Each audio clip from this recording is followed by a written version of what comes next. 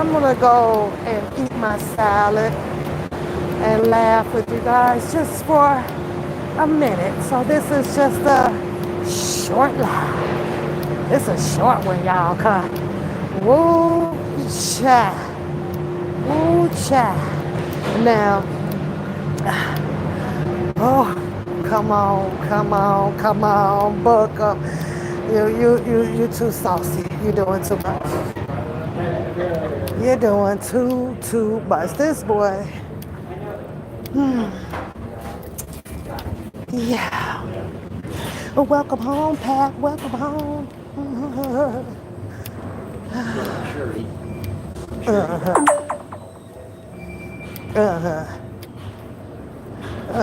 When the verdict came out, he said he was more fucked up than anybody. Yeah. Oh boy. Hey, he said, his, this boy said when the verdict came out on Chaos, he was the one that was mostly effed up by. Hey, Steph. Hey, Earth. Hey, Beauty. Hey, Felicia. Hey, Tanya. Hey, Beauty. Hey, Nisha. Yeah. Now, somebody gonna have to explain to me how perspective. How is it? Cause he ain't explaining that to nobody. Hey, Galatia. Hey, he's not explaining to everybody on how. You know, I usually don't ride sides out here. I usually don't ride the mule. But how, when, how, y'all, how is it that an old ass stuff? Because I got a minute to talk about the Brian Nick person, which, came out of Book of Mouth over there saying that Brian Nix is also friends with R. Kelly.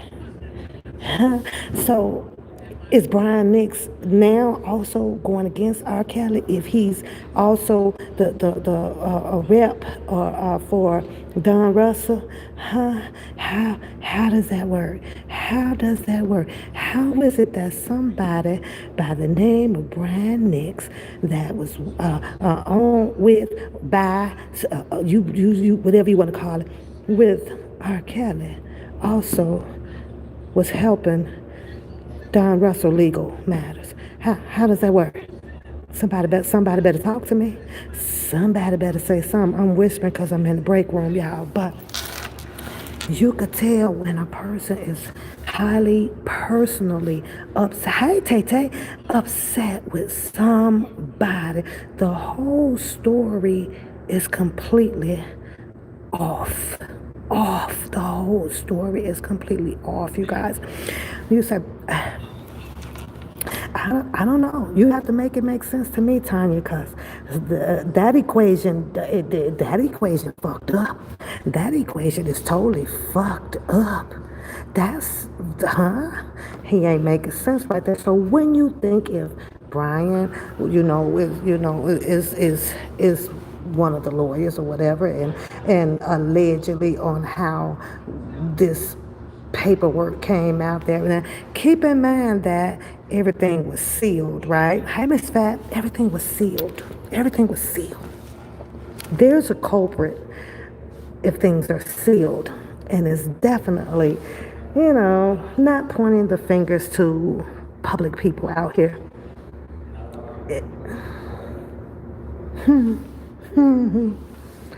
I bet, like, he's fighting his story with personal anger now. Like, he's using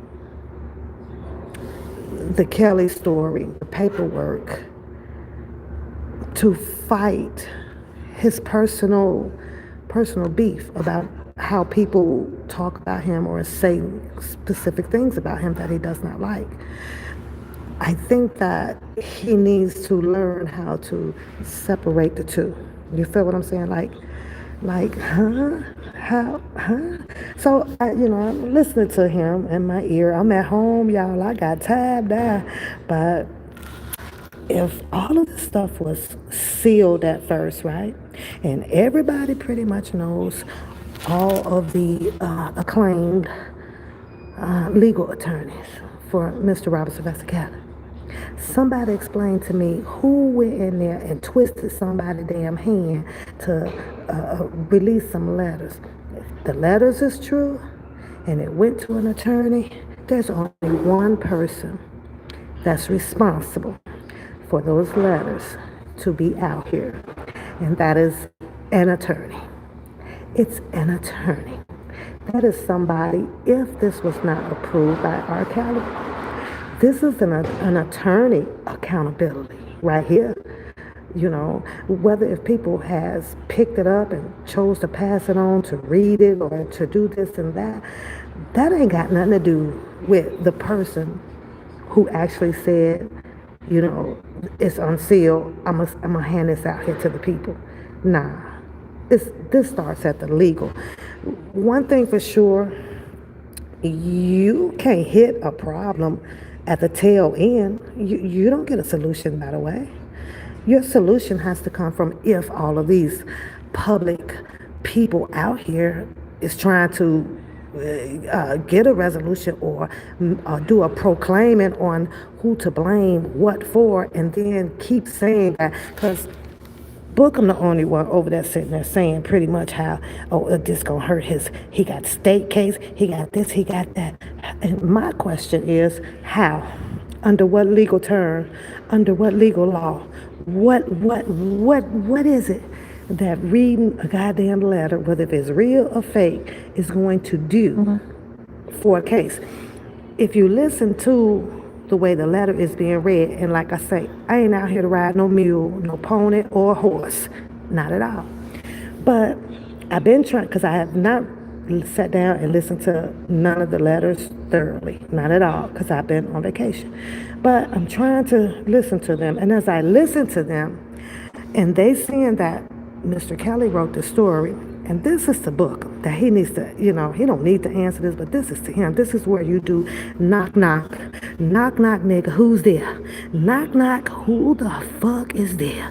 Because if they're saying, and he agreed to it, that the letter is real. The letter is real. I had the letter since 2019. And this is Mr. Robert Sylvester Kelly words. This is his story that he's trying to tell out here. Now, how do you sit with all that breath to keep saying that, this letter could get him in trouble, this letter could get him in trouble? Is he not thinking as he speak? Or is this about boasting and bragging about who I am, what I have, who I talk to, and who I know? Because all that other shit is irrelevant, right? So he tells you guys out here that the letter is true. It's true. That's what Bookham said, right? Mr. Kelly wrote the letter. The letter went to the attorney. The shit got unsealed. The attorney, somebody, one of them goddamn legal people up under Mr. Kelly, with his approval or without his approval, got this letters out here, right? But it's his words. It's his dictation coming from someone else that was writing this paper for him, right? Maybe. So wouldn't that be backwards of what Bookham is saying? He's going to get in trouble. He's going to get in trouble. He's going to get in trouble. He's saying if these letters were sealed already in a legal office, you best believe a prosecutor and a defense pretty much already saw that, and both parties have agreed to seal it. So if they were going to get him in any more trouble, this goes to Bookham. I'm just saying, don't that means that they would have used that shit already up in the federal? And I have to totally disagree with him. That New York federal trial brought him the most hefty charges and possible time that anyone can get. Not the other one. He says that's, oh, it's similar. And you guys are writing this, you reading this paper, and I asked him to not read this paper out there. Hi, Curtis, sweetheart. Hi, Miss Fat. Hi, Priscilla. Hi, guys. So, under what law? Under what law? I'm gonna repeat that one more time for you guys, just to think about that loose end of what he stated. Bookham stated to share. If that's Mr. Robert Sylvester Kelly words, and he sat there so someone can help write it up or whatever to get it to an attorney, you best to believe that in order to seal information before it was sealed, there's a possibility that both sides have actually read his information. Somewhere it was decided to not be used, or, whatever the case was, an agreement had to be made. And an agreement had to be made from both parties to seal information. Oh, yeah, on the power. Yeah, girl. One more time. I don't know how many times, but we're going to do this just for a few minutes while I eat on my salad. Think about it, people. We're talking about seal. When you ask for a document to be sealed, both parties definitely know what it is that is going to be sealed, and the judge approves it or disapproves it. That's just the way it works. So if it was something that was going to hurt him now, you best to believe it would have been hurting him then, especially with the trial that he just went through.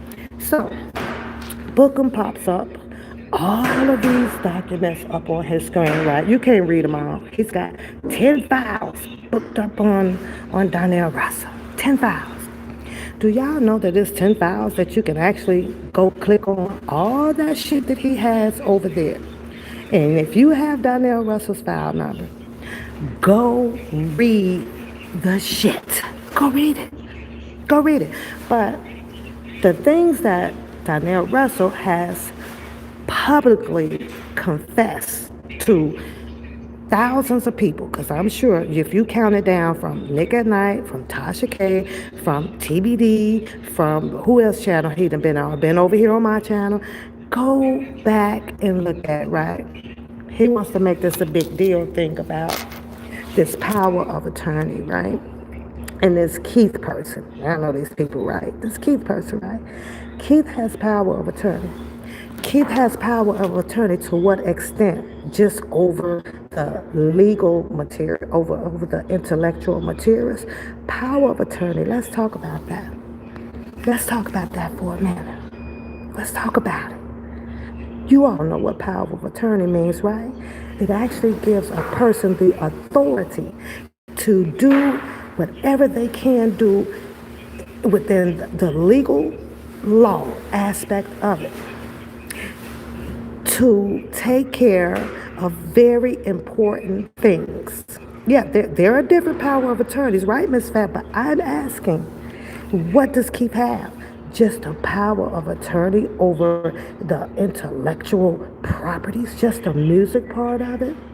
So, if Keith has this power of attorney, and Bookham is claiming because Keith wouldn't sign over the power of attorney, or he wouldn't sign this paperwork or whatever for Donnell Russell to do whatever, and Keith is sitting out there with power of attorney, and Donnell Russell is right out here in everybody's face showing you these whatever tapes or whatever they are in a cooling place.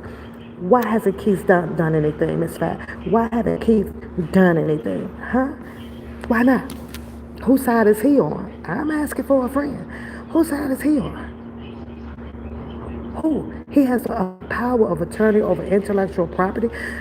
You can't find nothing out here saying that any goddamn police report or whatever been filed on this damn man. None. So then he brings in Texas Black Diamond, being up under all of this private eye, the Sean guy. And now the Sean, and they're working, and they all entangled with Donnell Russell. I'm just saying, Miss Fat. I told you I was asking for a friend, boo. I'm just saying, right? This boy has a peculiar way of adding a whole bunch of people in the circus and not doing a goddamn thing about it, but talking. Everybody over there says, "Well, he has content. He has content," and you know they all telling on themselves. Does he not know that he said a bunch of buffale of telling some bull crap on himself? Does he not know that? Does he not know that? I'm just asking for a friend. This shit is ludicrous. So, but let's jump back to the sealing of the information. Seal. Put a one in the chat if you guys know what the hell is sealing of information. Meaning that it wasn't publicized to the public to get. There's a culprit behind these letters of them being released if they were supposed to be released. And it has to come from your legal system if that's where they were. It has to come from their legal system. Everybody, you know, I see people out there saying, you know, with the Nicole Becker and, you know, and the Greenberg and everything. But this boy just really threw me when he sat there and said that, you know, and it may be true. I didn't not contact not one attorney. They all were contacting me. I have a goddamn question. Contacting him to fuck for what? So my question is, did Mr. Kelly have all of these attorneys contacting Booker? So if that's the case, oh hell, maybe Bookham is as close as everybody is thinking he is. But if it went that way, I'm gonna say it again. I want to take my goddamn index finger and my thumb and pluck Mr. Kelly upside his damn head. And that's just how I feel. That's just how I feel. To stop. You say no, no, no, no. Hello, Priscilla. Hello, Missy. Hey, lady. I'm gonna call you in a minute, lady, so I can get your stuff out too. But do you hear what he's saying? If you're gonna sit out here and be yelling that those letters can hurt him, those letters can hurt him. Number one, I got a problem because that information was once sealed, but the legal system up in there somewhere unsealed this shit. And in order for it to get out, it had to come from what? The clerk courts or an attorney copied it or sent it out. There's your freaking problem. So if they did it, then those are the people, if this was not Mr. Kelly's permission or his wish to do so, those are the people that people should be yelling at if you want to yell at somebody, but that ain't going to make a difference anyway at all. That's not going to make a difference either. That's not going to make a difference. You can yell at whoever the hell you want to, but I had to come talk to y'all for a minute, because he's the only one that keeps bitching about right now. It was Sharon Winbush last week or a week before that about the intellectual property, right? But they're not. Here's the thing. Ain't a goddamn thing that they can do about it. And I'm pretty sure I know why. It's because Bookham don't have power of attorney either. So I don't know if he's pressed or whatever, and he's trying to convince Mr. Robert Sylvester Kelly that he should be the chief over the Indians out here. Hey, babe. So he's the one that can handle all of the stuff. Girl, you say the queen. I ain't messing with you, Tracy. Tracy, did you see the Queen address Choke No Joker? I was like, y'all speak to my bae in the chat. EL is in the chat, y'all. My bae in the chat. But I'm just saying, if you guys don't pay attention to all of these people that keep entangling more shit on top of more shit with they goddamn speculations, and pay attention, like Bookham he was addressing TBD. Bookham was addressing TBD, right? Or whatever, right? And play her video or whatever, right? So did y'all catch where he asked that question? Did you catch where he asked a question? Y'all gotta pay attention to that. Well, if you was on the phone and with an attorney at 7:30 p.m., who was it? None of your business, nigga. He wants to know who she was on the phone. What attorney? What attorney? Well, with his conclusion, because he came up with the conclusion that it was Brian. It must have been Brian Nick, because he know for a fact Greenberg ain't answered the phone after 7. Connick ain't answering the phone after 7. And what's her name? Beggar ain't answering the phone after 7. I'm sitting over here going, hold up, nigga. How the hell could you sit there and tell them people in your chat room that you know for sure what time a goddamn attorney answer the phone? Let me tell y'all something, right? I don't have a case going on, but I have an attorney. I do. And I promise you, if I need to reach my attorney, if it's 12 or 1 or 2, because I done got into some trouble or whatever at 1, 2, 3 in the morning, baby, you best to believe you can reach an attorney. You can reach them. You just got to keep leaving the messages and everything. And they do have like emergency. So for him to say that, you say, none of your business. None of your business. I'm just saying, make it make sense. Now I'm trying to think, how many times is this boy going to look? This is what he said, because I'm listening to him. You just sealed Robert's fate in Chicago. Does he not know that Mr. Robert Sylvester Kelly has already had a verdict that came back guilty? Now, if you go over there to his video, I think it's early on. It's a little bit early into his commentary, right? And he sit there and said that he would have been the one. He would have been the one to make sure that Mr. Kelly would have not gotten a verdict of a guilty verdict over there. He said that shit. When, nigga? When? How? So does that explains the reason why he was showing up down there with his baby tie and his in the brown leather coat? Does that explain it? Was he trying to go down there to think that he was supposed to a wave of magic wand? From what I saw, he didn't even have time to do that. He was down there trying to get interviewed and talking to other people. That's it make no sense. Somewhere y'all done pissed this damn boy out here, and all of his facts is everything that everybody out here, go pull it up, read it. He has nothing over there that's no different than what you can see and read in your own with your own eyes. He doesn't. And then he was clicking the little files real fast. This is Don Russell's certificate of counseling. What the fuck does that have to do with Mr. Kelly? This is the one with what's the boy that set the car on fire, right? I don't see anything where he at least tries. If you want to help Mr. Kelly, how about separating?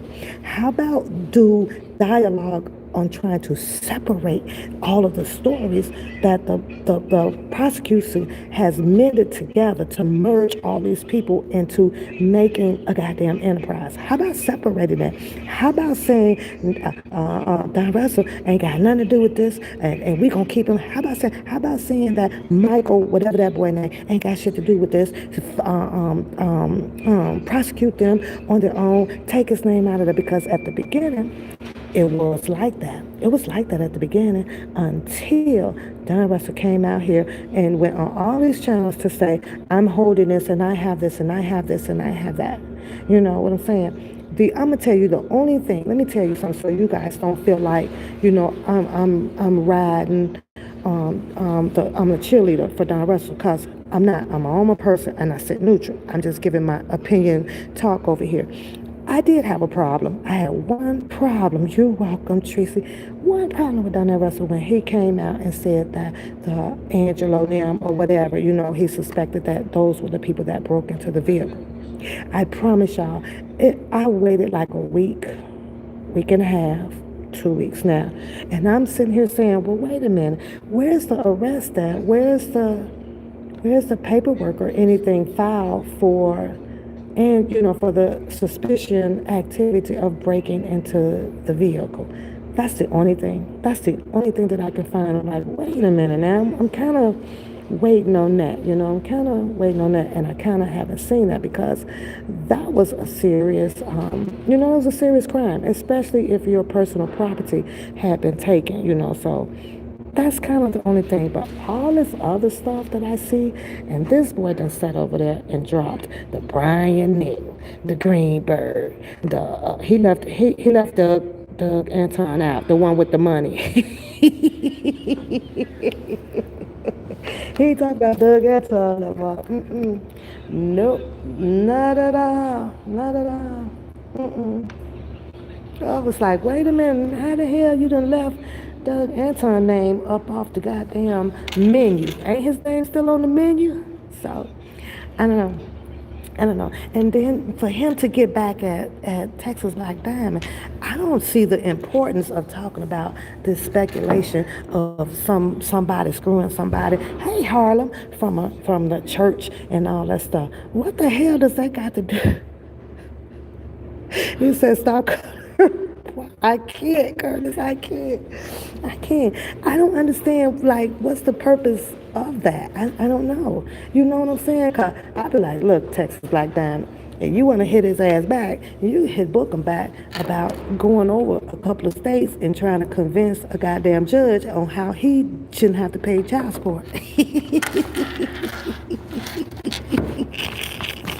Hit it back, because this is about hit and miss here, y'all. This shit is hit and miss. But I had to come on because I needed to see y'all opinions about that, because I'm like, I had to get up out my seat. This boy clearly said that, he's the smooth walker. He's the one that's trying to keep everything smooth, because he would have been the one to make sure that R. Kelly would have not gotten that guilty verdict over there. And I'm saying to myself, how the fuck are you gonna do that? Nigga, you would have needed a plan A, B, C, D, E, F energy to pull that shit off, because here's the thing. Donnell Russell didn't take the stand to testify. Demetrius did. Diane Copeland did. Cheryl Mack did. Some major key people of how the prosecution came along and put together a goddamn enterprise. But you ain't hitting that shit. So how are you gonna do what? You were gonna do what? Hi, Cassandra. That didn't make no sense. Did he not know that how many women came in there to say what they wanted to say against Mr. Robert Sylvester Kelly? What about them people? Because in order for you to have freed Mr. Robert Sylvester Kelly or help Mr. Kelly to not get this verdict of a guilty verdict against him, you would have had to make sure that none of them damn women came up in that damn courtroom. How is going to do that? Huh? How is going to do that? Huh? Somebody tell me that. Boy, bye. Because, look, Tracy, I'm sitting over there like, I'm going to tell you how much he could have helped Mr. Kelly do anything with this case. Zero. Zilch. None. I ain't even hear his goddamn name nowhere in reading no damn paperwork at all. When it came to Mr. Robert Sylvester. But now is Don Russell. Look at him. I'm listening to him. Who's that? Don Russell blaming Keith for this shit. Leave Keith alone. Don Russell, I don't think blamed Mr. Robert Sylvester Kelly or blamed him in a sense to like, well, Keith, you did this, well, Keith, you did that, well, Keith, you did that. No, he said that he was with Keith or whatever, and they was trying to work on a proposed deal or something like that, and he couldn't get Keith to sign off on a paperwork or something like that. How is that antagonizing Keith by how he's gonna get that in trouble? Then we sit here and we listen to this other phone call that Randa played, right? Um, don't you hear Keith like talk to him, and he's sitting there going, facts, facts, facts, facts. You're trying to get more organized on your channel. I told you I'm here for you, boo. All you gotta do is tell me what to do. I'm your secretary. I got you. I got you. Even though I still ain't got my wrench over there. I want my wrench. I got you. Me and my girls, we got you. We gonna come over and help you out over there. And I keep telling you that. So you better quit running from a good thing. Your boo thing. I know the truth gonna come out ill. And I keep saying, boy, it's gonna be some mouth dropping. The only thing that I see with Bookham, y'all, is that Hey Unique, he wants to be the star player. So if you want to give Bookham the hot seat of being a star player, put a 1 in the chat. And if you don't, put a 2 in the chat. But let him control everything. And then everybody just go away. Well, problem solved. Fix the shit. Fix the shit. But I don't know. You said people mad. Don is saying that he didn't turn over the information to defense, but he's not mad at Bookham for not turning it over. You know what, Stephanie? Let me rebuttal off of that, right? Turn it over to who? What did they say about Greenberg out here? Get your shit together. You dropped the ball on this. Motions was filed late for this. So if Don Russell came out and said like, well, no, he didn't think that Greenberg was the right attorney to handle Mr. Kelly's case in federal, go and ask Bookham, what does he think about that? Is that true or is it not? Does Bookham think that Greenberg was at the level to fight Mr. Kelly at the federal level? Go ask him that. So was the Russell lying about that? Was it lying about that? I'm just saying. High time. Well, is he lying about that? Because it was obvious that Greenberg didn't handle Mr. Robert Spencer Kelly's case at the federal level. Did he? No. Who did you see up there? Canny. No. Well, yeah, like I say, you need. What Bookham says that it had to possibly be Brian Nix or whatever, and Donnell Russell is controlling everything with the letter and got it out, and TBD called Don Russell at 7 p.m. night because he clicked on the chat over there at 7:04. That nigga even got the time down, y'all.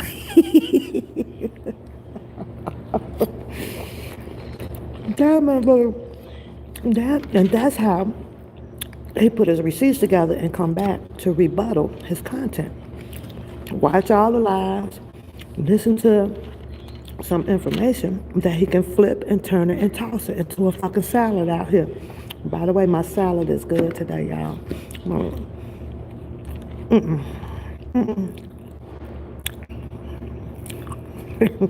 Girl, Tracy, he in the bushes, girl. He in the big bush. Like, And what he said, hold on. I think he's going off. Now, he did like all of that to come back on here to like just to say Texas Black Diamond is a B, like a bitch, and then talk about some speculation and an allegation about who she's screwing or whatever. Who the fuck cares who that damn woman's screwing? Who cares about that? That ain't gonna get Mr. Kelly out. I hope he know that. That ain't gonna get Mr. Kelly out of nowhere talking about Texas Black Diamond is done did somebody. Who cares about that? Who cares about that? He is funny, y'all. I don't care what y'all say. That boy be cracking me up over there. I'm like, if people, I could have got him out. I was going to have everything run smoothly. How is that possible? If I'm sitting here watching not but one phase of show, two phases of show, three phases of show, let alone find a video off of Facebook from a while back, and which got, he tore my channel down for that, right?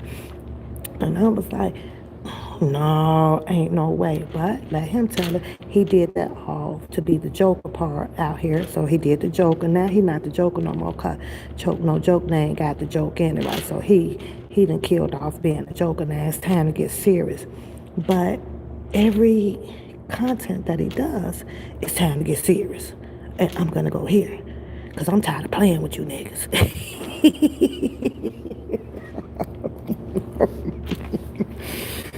I've been sitting over here saying, was you tired of playing with them then, or is you tired of playing with them now? But here you come with the same goddamn regurgitated ass shit. And the truth be told, he can't lock up or do nothing. Not a goddamn thing. Nothing. Nothing. But if you gonna sit here and say that all the attorneys, they contact him for information, I got a problem. Cause I wanna know what the fuck they contacting him for. What the fuck for?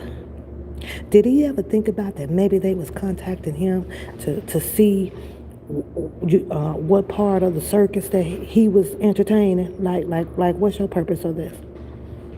That's crazy as hell. But like I said, I also want to put my index finger and my thumb together to pop Mr. Kelly right upside his head. Because I don't know if, I wouldn't know. I don't know if you guys would know. I wouldn't know if Mr. Robert Spencer Kelly truly knows what goes on out here.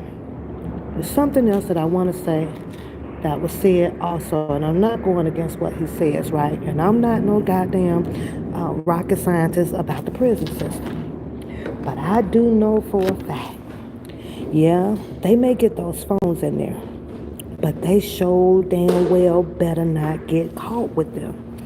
So for that information to come out here, not saying that, okay, well, Mr. Kelly may be seeing some things that goes on YouTube, or maybe the older cats up in there might have a bootleg phone or whatever that's getting them on YouTube to see these things. But if that is being said out there, you best to believe, and if that gets into the wrong hands, they're going to do a shakedown. They're going to do a shakedown. They're going to do a shakedown, y'all.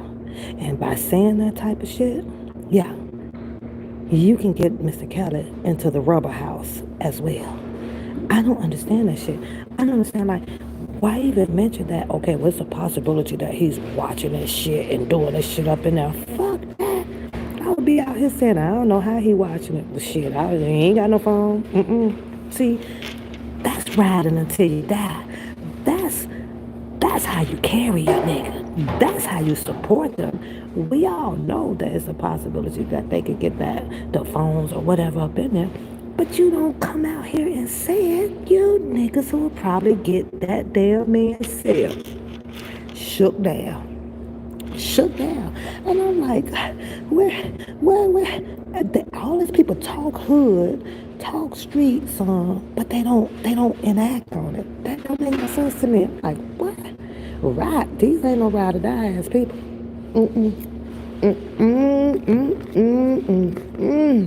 But you want to sit out here and name call all of these attorneys back to Don Russell, and you mean to tell me that ain't nobody done watched Don Russell enough?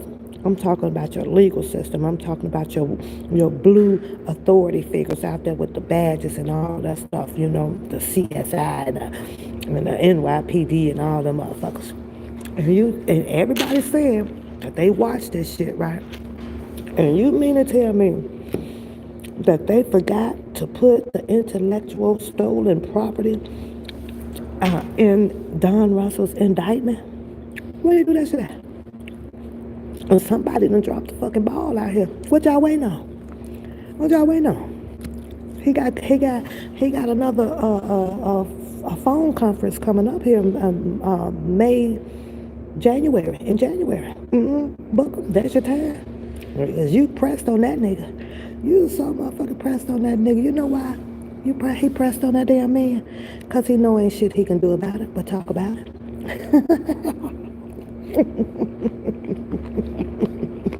Yeah. These people out here, and I hate using the word these people, because I might be a subliminal. I like to talk about it. I like to talk about it. It ain't gonna kill you if I say your name and none of that shit, right?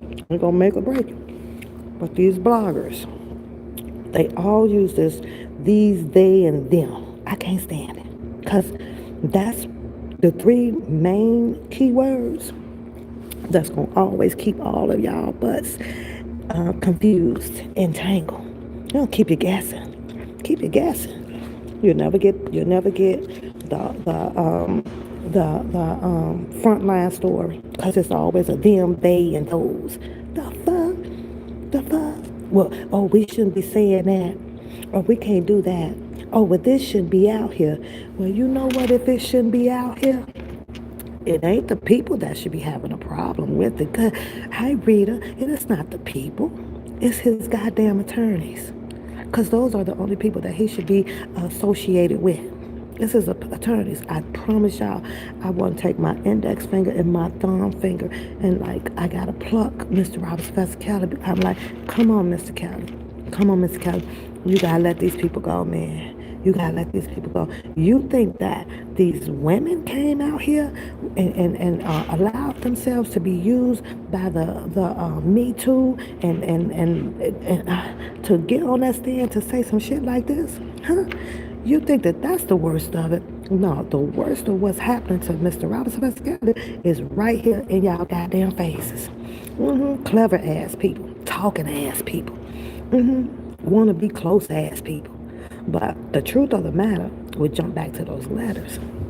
Mr. Kelly had a verdict, and the verdict was guilty. Right? Truth of the matter is, the letter can't hurt him. The letter can't hurt him. But if you listen to the way Bookham explains it to you, it can hurt him even more. In the state cases, right? Well, if that is so, Bookham, then you need to be yelling at the courts. You need to be fighting the courts, asking the courts, why did they unseal it? Because it was sealed at first. You need to be yelling at his attorneys. Here's your time to be calling or getting to touch with the attorneys to say, why did y'all do that? Here is your time to really shine, to get your Quora links out there to Mr. Kelly, that ask Mr. Kelly, who did he write it to? Why did you write it? Did you know that it was out here? Who unsealed it? Because that's where the ball started to bounce at. It didn't just bounce all of a sudden out here because people is reading a goddamn letter. That ain't where that shit started. Let me tell y'all this. Bookham has all of his who, what, when, where, and whys all fucked up. They all fucked up. That nigga be over there talking like a drunk ass Inspector Gadget. I'll be busting up. I got a file on this. I got a file on that. Bookham don't do no different than what everybody else was out here fucking doing. And that's watching all these goddamn videos, clicking on all this legal ass shit. He say that. It's called click and save. It's called download and save. He ain't got no job, so he's got time now to prepare and put together his hypotheses, his theories, his dialogue. He has time to study it, change up fucking words, the content, the context of what the fuck some shit really means. And he ain't the only one right now. Not at all. You actually have two people out here. If they can get back together and they can put their citizen's arrest badge on him and her, and I'm just saying Hollywood Next, they can get together and go and arrest John Russell. That shit sound good on screen about, oh my God, he did this, and oh, let's put Sharon Winbush in too. We're gonna make her deputy. We got two sheriffs and a deputy.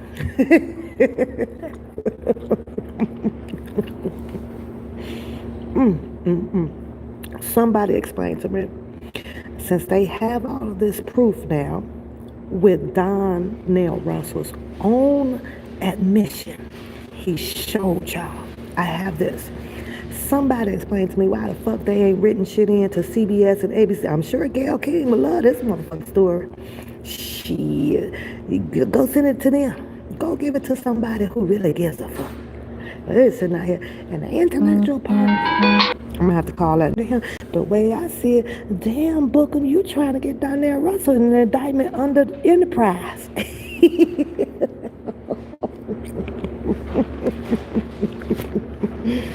mm, mm-hmm. Oh my goodness. You try to get Donnell Russell an Enterprise case. That shit funny as hell. Funny as hell. I'm like, all right, nigga, you keep on working that sweat. You gonna have a hard time pulling that shit off. It really is. But Miss Fat cleared some things up for me. Like she said, he don't have power of attorney either. But look at the bright side, Booker. I'm gonna cheer you up on some things. Look at the bright side. Donnell Russell clearly told over probably about 1,000 people, and I'm just counting the views and stuff on it, that then saw his own admission, right? Clearly says, but you had to come back and rebuttal it in a fucked up kind of way. Now he says that we can't do nothing, because we gonna need a signature.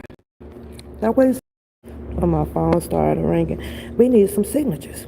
So here's the bright side, Booker. Got a bright side for you.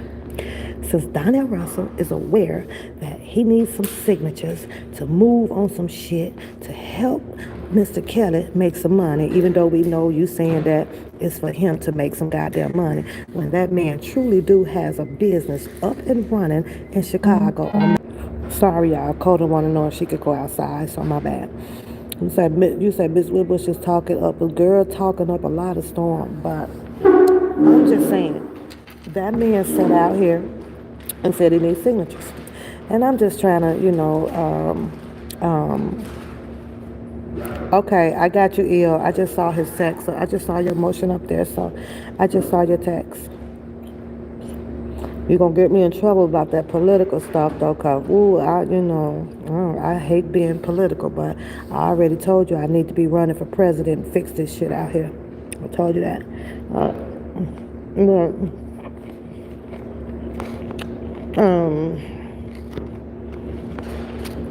Donnell Russell said that he clearly needs a signature and everything, and that he couldn't get, Keith to do whatever it is that he needed to do with the situation, right?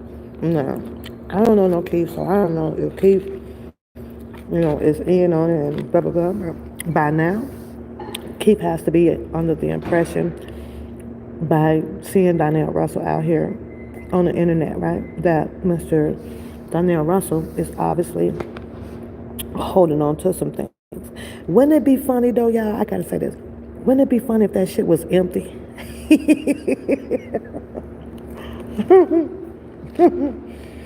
So, Donnell Russell never showed anybody what was inside the cassette, the casing.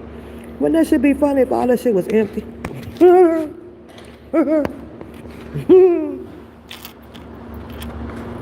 I'm just saying. Now, I don't want y'all to portray like I don't have no worries and oh my God, which I do not have any worries, because I don't know Mr. Robert Feskelly like that, or a little less any of these people out here. So these are just my opinions. But I promise y'all, I would crack the fuck up if all this shit was empty over there and somebody else got it. I don't know. And the shit was just showed like that to see who would be the first dog to bark at whatever, to shut, to stir up some old different mess out here. That shit would be hilarious to me. I believe, in my opinion, Keith obviously might have watched a little bit of YouTube. Whoever this Keith guy is, to Mr. Kelly, right? Who was in New York with the other guy testifying in defense for Mr. Robert Sylvester Kelly, right? won't sign over the things for Donnell Russell. There's a bright side to this, Booker. Since there's no signatures or anything, you have no worries. Donnell Russell can't do anything with the shit, right? There. I don't understand what he's so upset about it. I really don't. Nothing can be done with it. Nothing. I've just been on here curious about why the hell did his episode stop running about Jet Fly Leak. At first he said Jet Fly Leak was leaking all the music. He said he'll buy all that shit from Jet Fly Leak. Because Jet Fly Leak he must have didn't sell Booker no music outside of the little music that he was dropping over there, right? So then he took that story, I believe, and he turned it around to make it seem like Jet Fly Leak also works for Donnell Russell too. Donnell Russell got a lot of people, y'all.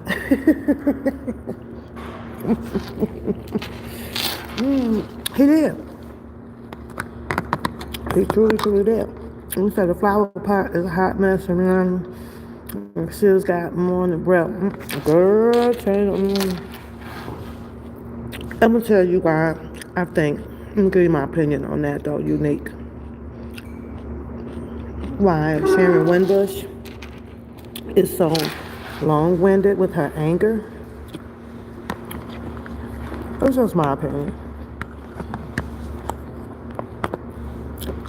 Normally when you see a female get so mad about a lot of stuff, there's two things that's involved. She says that she's been around for, 20 years ago, right? 20 years ago, she told of her time that she was there. She was in the house. She wanted to barbecue some chicken. She went upstairs and was searching through the panty drawer and all of that stuff, right? She told everybody her story, right? And then after that episode, she came out here with her little short beef with ex-Drea, right? Remember that, right? So now, as a woman that we are, let's look at this from a woman's perspective, right? One man, two women. One man, two women. What would make the other woman furious, right? One of the men was married to one of the women. Had 3 babies by her. Somewhere, something is sworn or sealed. It's just my opinion. It's just my opinion. Where's the baby, Earth? There you go. Bingo. And I'm not saying, well, I guess maybe it may sound like that's what I'm saying. But when it comes to Sharon Winbush, the ex-Drea, somewhere it's money or there's a baby somewhere. It's money. This ain't about her working for Mr. Robert Sylvester Kelly. This, in my opinion, this ain't clearly 100% about, oh, I hate for him to be done that way with the injustice and blah, blah, blah. What infuriates us women? Huh? Money and babies. Woo child. I'm just saying. So it makes you really wonder, right? With a young lady who kind of resembles Aaliyah out here, right? Y'all saw her videos. I even played y'all one of her videos, right? And she's overseas somewhere, probably in the Dominican island or something like that, right? She talks about that. I remember the video. The young lady came on and was working in a restaurant, and there was an older white lady that was telling the story. And she says that, this young lady who looks similar to Aaliyah a little bit, long hair and things, clocked into the job, and she walked up to her. This was the video. I can't find the video anymore. And she says, "Oh my God, you look like, like R. Kelly." And the girl goes, she said that the girl goes, well, no, I don't know him. But when she brought that to the girl's attention, who was an employee at this restaurant, right? She could tell that the young girl got a little bit disturbed, a little fidgety, a little nervous. She has been identified. She said the next day she came in, all she knew was that a limo picked the girl up and the girl never showed back to work, right? I'm just saying that to say, when I listened to her video and I read her biography, things like, or whatever, this girl really never says who her parents really were. So, I don't know if you guys remember that commentary that I showed you guys on that. She was also asked if she had ever spoken to or knew Aaliyah's mother and them, close like that. And she was like, well, no, not really, but I really would love, to meet them and woo, woo, woo, and blah, blah, blah. So we're thinking 20 years ago. Woo, child. I just had a little suspicions that, I don't know, maybe that's Sharon Wimbush, baby. Which wouldn't be a baby right now. That girl would appear to be somewhere around 26, 25, 24. I'm way up in there. But I'm just saying, when you got two women dog walking each other, right? And then Sharon Wimbush was on her live talking about some, well, you already know. And Andrea responded back, well, you know too, and you know too. As women, what's the first thing that pops up in our head? Oh, child. But that's neither here or there. That's not why Mr. Kelly is up in there. That's how all that little private stuff, pertaining to his life. I'm still here laughing at Bookham. Bookham clearly says in his video, maybe it was made yesterday. I don't know. I just got home, so I didn't really look at the date, but I just had to hear what he was saying about Mr. Kelly. You out here trying to make sure everything runs smoothly, and had you done it your way and had your way with it, he wouldn't have got a guilty verdict.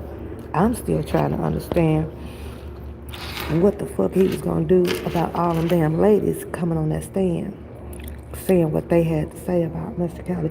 What were you going to do from stopping the prosecution to mend and bend and put their story together the way they chose to do? How are you going to stop that? Oh, I'm trying to figure out, since Bookham had all of the answers now, because he's a private YouTube detective right now. He's in that mode. Why didn't he use none of his footage? Why wasn't he on the defense stand again? Somebody explain that to me. Why? Why not? And now, since he's on his high horse about solving this problem with this intellectual materials that he claimed is stolen, him and Sharon Wimbush, and now Hollywood Next. Hollywood Next wasn't really on that train ride for a long time, since she left the Texas Black Diamond commentary. And she commented in there, well, you could send the paperwork to me. And Don Russell replied back, well, who the fuck are you? Now, what? Don Russell done messed up, cause he done send that paperwork. He catching all kind of fucking smoke out here. Handsome Drea. He catching all kind of smoke. And I truly do believe that it's about that paperwork. I don't give a fuck what y'all say. I don't give a fuck what nobody say. I remember that episode. I gotta go back and find that commentary on Texas Black Diamond. I gotta go find that video so I can rewatch it. But she asked him for it. I love Shannon, and I, in my opinion, believe that that caused her bitterness against him. She stopped talking about him for a while. For a while. Until he just did another commentary with Tasha K. Didn't say anything differently. But everybody had to ask, well, why didn't he get it to the people? Why didn't he get it to the people? To what people? When you got 80% of the people out here saying that Greenberg wasn't no good. But Donnell Russell said that from the beginning. Like, nah, he's not the right attorney to fight for Mr. Kelly on this federal offense at this level. And so how is people mad at that when you all basically agreeing to it? Nah, Greenberg came in. Greenberg failed on the motions. Greenberg hates her. Greenberg did this. Greenberg did that, right? But he said the same things that you guys are saying about Greenberg. I don't understand that. I don't get that. So now, let's give it to Farinella. Well, according to Bookham, Farinella don't answer his phone till after 7. He could get it. Well, let's give it down to Becker. I could sworn I see a whole bunch of people out here saying that Becker wasn't right either, right? That she was tied into it with a little bit about Greenberg. I see a lot of people out here saying that, well, Becker, she found her an excuse to get out of court. A lot of people were saying it was because how she did her opening statements, right? And the judge did not like that. Hey, we're not going to talk about this. You can't do this to these females, right? Blah, blah, blah. But then there was another excuse that came out that, Becker had a family goddamn emergency. So you trying to tell me that Becker, who ended up with one of the possible biggest trials in the nation for 2020, right, had a family emergency, and she the only one in the family that was able to take care of that? Y'all could run that shit somewhere else up the fucking river. When you're dealing with a high-ass case like this, somebody else is on standby to help take care of whatever family situation that you're going to have, unless her house was burning down. I don't know. But I also remember when a lot of people was doing their shout-outs and their cheerleader, and Becker is going to be the girl, she's going to be the girl, right? And then they had her picture, because I put it up, with Bora Bora. What happened to that? Bora Bora and Becker came out here as partners, right? What happened to that episode? Where did that go? What happened to that? She had the COVID. Oh, that's disgusting. I hope she ended up being okay. I do. I don't know nobody with the COVID. I don't know. My dad had the COVID. So. Girl, please. When you sick, baby, you got to put that NyQuil and that vapor rub on and eat you some lemon and make you some hot tea. And she still could have had, I'd have been right there standing trial. Let's put me in another room and give me a microphone, because I'm going at it. I'm going in. This was a trial of the century right here. Why would you want to not? Man, sick my ass. Oh, I'm sorry, unapologetic. I'm sorry, Priscilla. I ain't buying that. I'm sorry. I ain't buying it. Nope. Not at all. As much as I would love to, I ain't buying that one.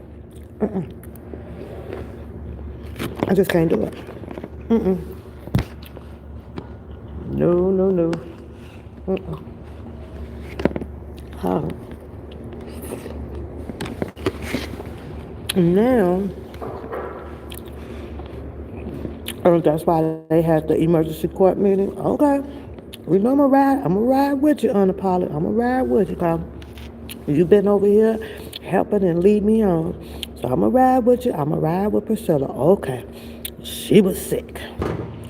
But you tell me why, before she got sick, and Greenberg and Becker was at first supposed to be working together. But then you had Greenberg turn on, say some things that made appear as if he was turning on her or she was turning on him, and it divided them up as attorneys. And that would make one person have a hard time understanding what is going on with my attorneys. If the attorneys ain't doing well together or whatever, it'll confuse you. It'll fuck you up psychologically. Who do I trust? What do I do? The way I see it, he should have hired Bookham.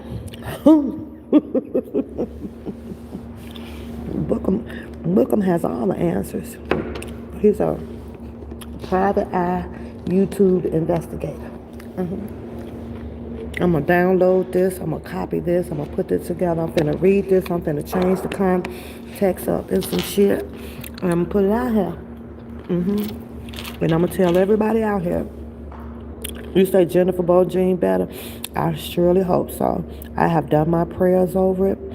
But I am not a everyday prayer, Stephanie. I'm not. Once I've touched something, I put it in a box. It's gone. It's not up to me anymore. I can't tell God when to work on it, how to work on it, not what to work. I can't. Only what I would like for him to work on. And last I checked, I don't think that he's a deaf, blind, none of that type of God. Only a jealous God. So I happen to be that person. Once I hand it over, it's gone. I don't have any more authority over that. I released that. I'm not going to sit here and I don't question, well, when is he going to do it? How is he going to do it? Oh my God, God, come on, I prayed to you already. Please make this happen. I can't do that. I refuse to do that in my life.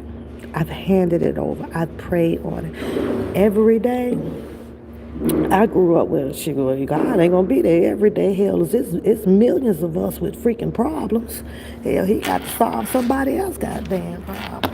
Okay, I would be selfish if I would just keep them to myself every day. I want to share them about. Go fix somebody else. I know you're working on my issue. I'm gonna wait for it to happen. That's just how I am, And you'll know when he fixed it, and if he didn't fix it, and in 4 or 5 years it went by, and you still got the same damn problem. That's God telling you to fix your own shit. Fix your own shit. You made that bed. You lie in that shit. I don't want nothing to do with it. I'm just messing with you, Stephanie. I am. So I don't know. I don't know. I don't know. I don't know. Like I say, the things that I see, the things that I hear, I'm no different from you guys. I promise you guys, I'm not. It's just that I may stick to a lot of the situations with the reality part of it. I don't see Mr. Robert Sylvester Kelly going to trial or the questions or anything being asked about these letters that's out here and how a person is reading it, especially after I've just learned that at some point this stuff was sealed. At some point he wrote these letters. This is what these people are saying out here to his attorneys. These are attorneys that Mr. Robert Sylvester Kelly hired at some point, or other people brought him in to help him out, or whatever the case may be. But the problem is not out here. The problem is not about who's reading it, where did it come, or why do you have it. The problem is, did Mr. Robert Sylvester Kelly give this permission, or was this a personal letter that he wrote to his attorneys? And one of his attorneys or so, if he did not give permission for this to happen, they failed him. His problem, if he did not give permission, is with his attorneys. That's it. That's all. And that's how I'm going to look at that. Now, we can say that wasn't right, or you can not feel what that person has done wasn't right. But then that becomes a personal problem. And last I checked, there's no fucking law for you to do anything about a person's personal fucking problem.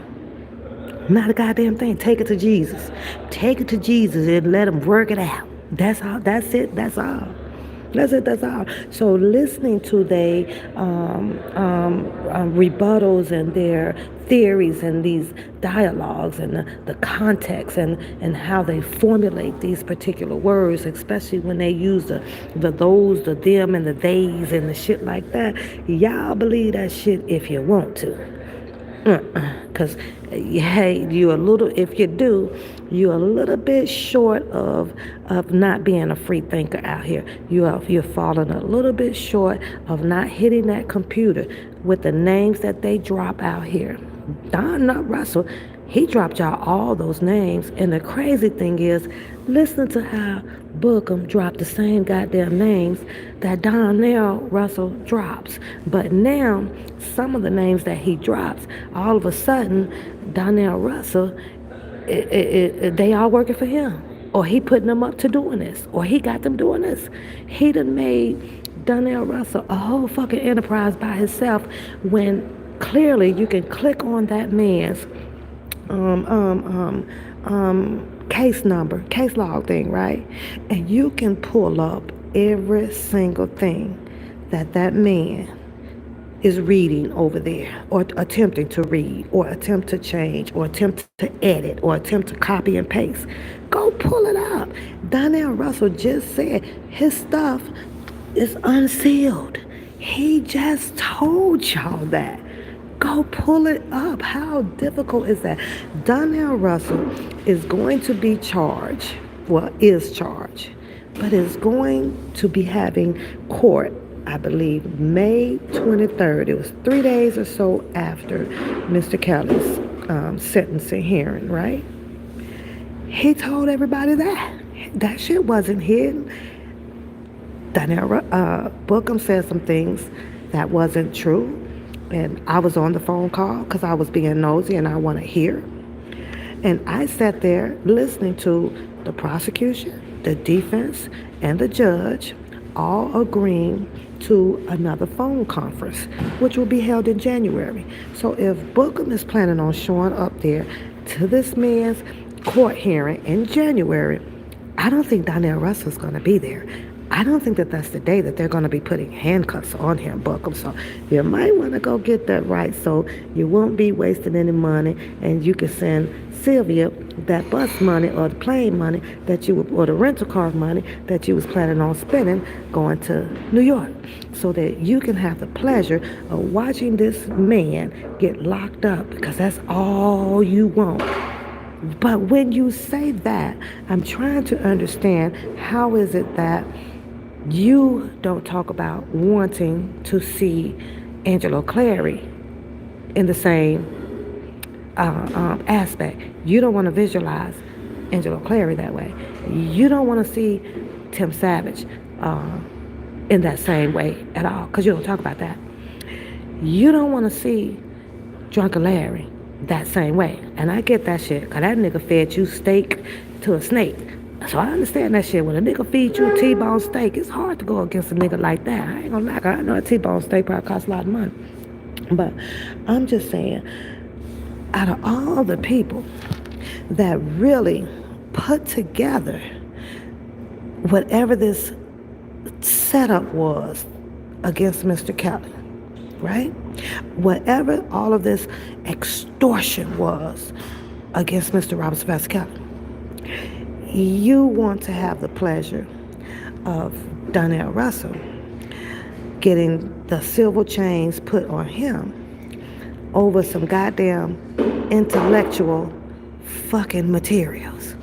Huh? All because you feel that, oh, if Donnell Russell gets a hold of this, he's going to be making millions and millions and millions off of this shit.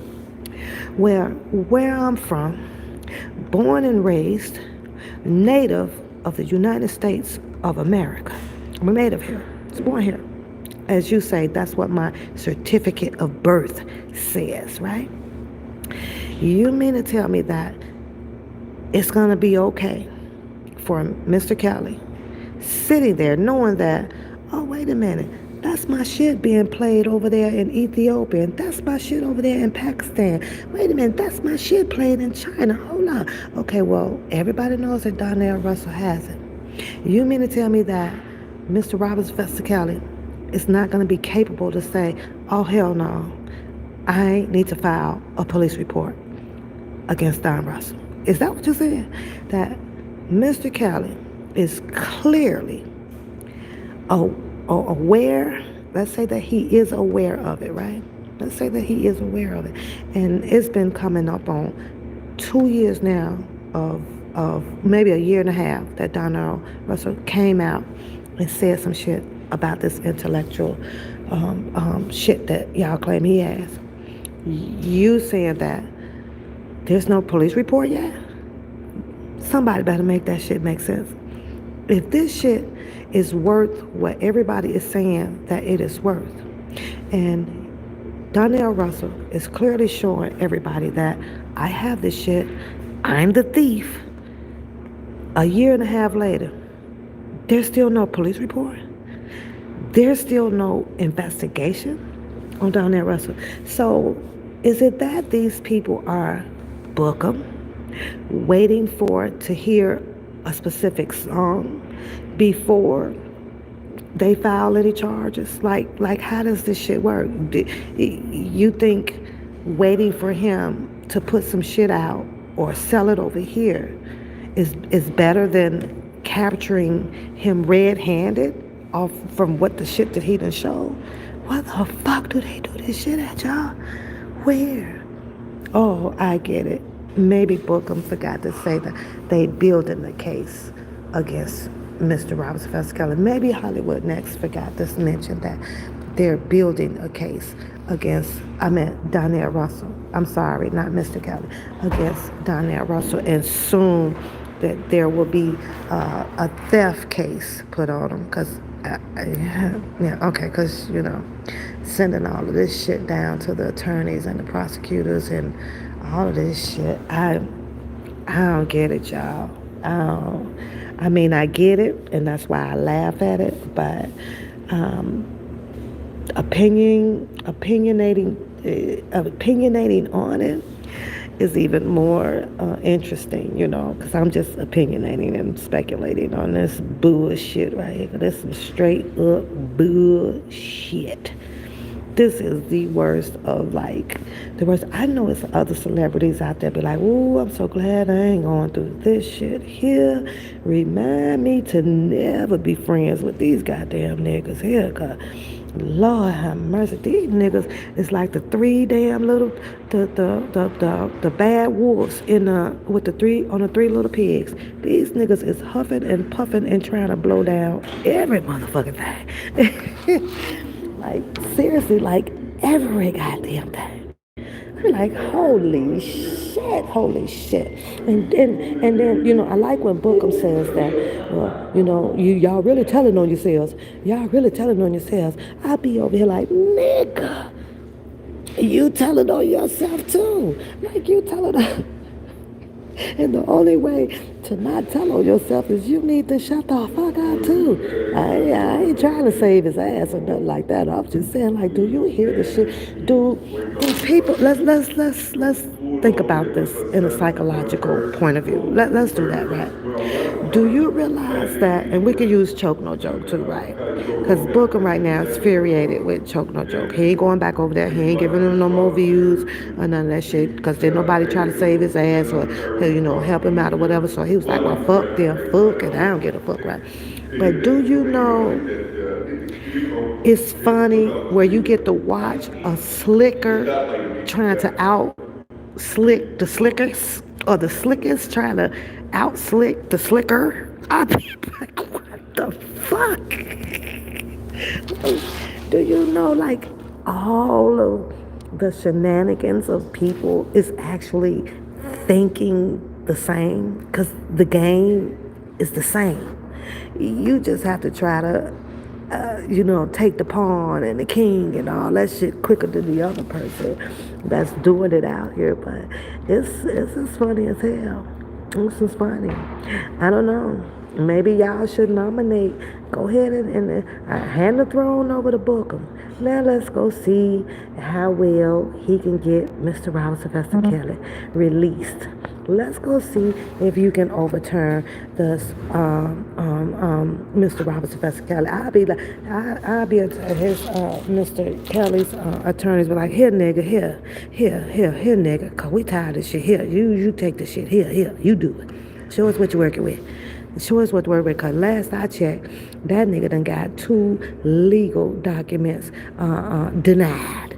One was the court for not paying child support over in Atlanta. You done went a couple of states over, or one state over, and told the goddamn judge, I don't think that I should feel like I should be responsible for some goddamn child support. Because if your ass went to Africa and you had a job, they gonna find your ass, period.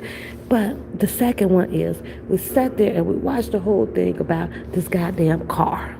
And what did the judge do? Awarded that. You is 2-0, nigga. You is 0-2.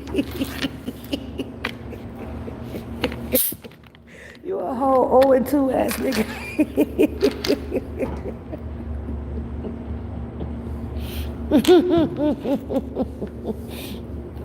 Your winning streak ain't good. How your winning streak suck, boy. Shit is crazy. But it's weird. Out of all of the proclaimed people that Mr. Kelly has been around, pretty much know he's worldwide, international. He knows like all of these people. And I just find it hysterically funny that Bookham speaks as if he is the only one. The only one. He done took the whole spotlight. I'm that nigga's son. I'm that nigga's mentee. I'm that nigga's this, and I was there and you guys wasn't there and you wasn't there and you didn't do this and I know for a fact and I did this. Everything in the goddamn computer is a fucking copy paste download, nigga. That's what the fuck it is. It's not hard to copy, paste, download, read, reread, critique, analyze, put it over there. I'll move this over there. I'm going to take this word out, put this word in here. Boom, you got a whole fucking goddamn story. You're the narrative. That's your narrative. And then when you say, this is just something else, I'm going to need him to clean up this right here. When you say that you got these receipts, they gonna have to be some real, authentic ass goddamn receipts. Some real ass shit. Not no shit that done popped off on the same shit that you got. I done sat the fuck over here reading. I done read all of this goddamn shit about every piece of paper that he done read about Don Russell. I have to clearly admit, though, Bookham, and everybody's brains work a little bit different. But I don't read that shit the way you read that shit. I didn't interpret the way Donnell Russell made that phone call to the Savages to try to mend some things. I don't know if Donnell Russell was fronting on that or, nothing like that. I don't know. But what I'm telling you is a person who has a brain that is not the size of a pea, if I would have had you to write an essay on what do you think about this phone call, with you not even knowing nothing about Donnell Russell, whatever, I would have gave you an F, definitely. Huh, nigga? Where you get this from? Or I would have had you to come back and write me a whole hypothesis about. I'm gonna need your attachments. I'm gonna need some exhibits on this shit, nigga. I'm gonna need some. I don't want to hear about what you believe or what you think. It's gonna have to be about what the fuck you know. Some hardcore ass shit. Period. Don't bring me this is what I believe. Cause I'm straight gonna put a F minus on them goddamn speculations. For real, for real. That's you can clearly listen to this man. You can clearly listen to what Mason was on the other line, and we don't need to do this. We don't need to do that. How do you get something from that, from saying that this man intentionally tried to do harm to Mr. Cali? It behooves me. What I got out of it is we don't need to do this. We don't need to do that. We could fix this. Well, if he is trying to fix, which is the key word in it, fix some things. What you planted the seed out here that he was trying to fix some things. Another phone call to go find it for me, Beauty in Harlem. I just got some news about it. I think that this is alleged until I get the news on it. And go and check and see for me, because I got to get back on the floor and see what's going on with Jay-Z and Dream Hampton for me. I need y'all to go look that up so we can talk about it and see what's going on. Hey, Judy. Hey. But that's just my opinion on it, you guys. It's a lot, but I am enjoying the entertainment part of it. So much entertainment, and that's how I have to keep looking at it, because you can keep your head straight on and stuff, but I don't see it that way, Bookham. But you took that story over there, which I can't understand, and the story got flipped to where you painted the seed out here that, oh my God, no, you did that phone call and everything to harm Mr. Cali. Well, but what you did not conclude with that was, so is Don Russell working with the Savages? Because the phone call was between him and the Savages. And that's the only way that I can probably boost your paper up to a D. Because that's the way you painted the picture. So Don Russell now, him and the Savages, Tim Savages, they working together to do this. They pre-planned that phone call, and it was recorded, and it came out here. Is that what you're saying? Because you're confusing a lot. You're confusing ass nigga. You're confused. You say you're gonna get your private out. Yes, thank you, Beauty. Get on it right quick, y'all. Need to jump on it. I'm gonna go see what happened to it. I'm gonna be checking it out too, but I gotta get back on the work floor. So yeah, good luck with Trey Songz. You right though. You right with that. And Trey Songz was my nigga, cause baby, when Stephanie, that I gotta make a store run, girl, I love that song. I was like, oh my God, I gotta make a store run. Don't tell me, nigga, you ain't finna make no more store runs. Jesus Christ. So, I don't know. But now let's jump to, before I go, cause I gotta go, the other part of it. Donnell Russell.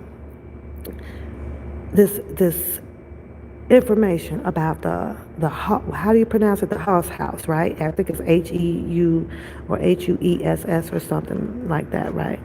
Let's talk about that just for a second. One more time, you guys. He made that phone call. It's in the indictment. It's also in the indictment about the pinging of the telephones and things like that, right? Donnell Russell, I believe, when he went to, at the beginning of his court appearances or whatever, he had to make a plea on this situation. That happens in everybody's court appearance.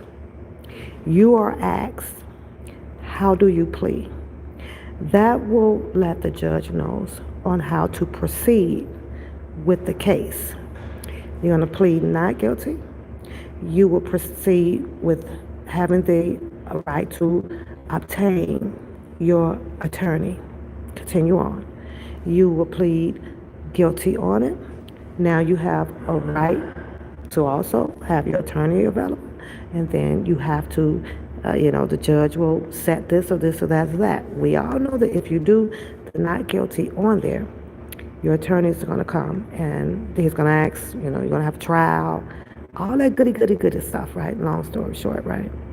But taking a plea can also mean that you're pleading against yourself. I want a lesser sentence. I'm going to come in here and say, you know what? Yes, I did this and I did this, but this is the reason why I did this. This is the reason why I did this. This was my friend. And yes, it was a stupid and idiotic thing to do. It's a very stupid thing to do. And he told everybody that. He confessed that. The thing that people are missing because of the way Bookham and other people out here think Hollywood Next is riding Don Russell. She's not feeling him at all, right? Sharon One Bush rode Don Russell, not feeling him at all. Other than that, all of the subs, all of the comments and stuff, they're not paying much attention to them because these are the people that don't come on the panels. They just, everybody likes to comment and stay in a safe zone. The commenting area is the safe zone, right? But I think what the research, where they're dropping the ball on the research about Don Russell is, was it done intentionally? Was this intentionally fucking harm? If I had to be, which I am on the outside looking into this, I'll have to say that it wasn't, because things that are done intentionally, people don't speak about it. It's always going to be private. It's always going to be hidden. And there was nothing that Donnell Russell, in my opinion, hid anything of his admission, about his admission of what had happened during those events that landed him in an indictment.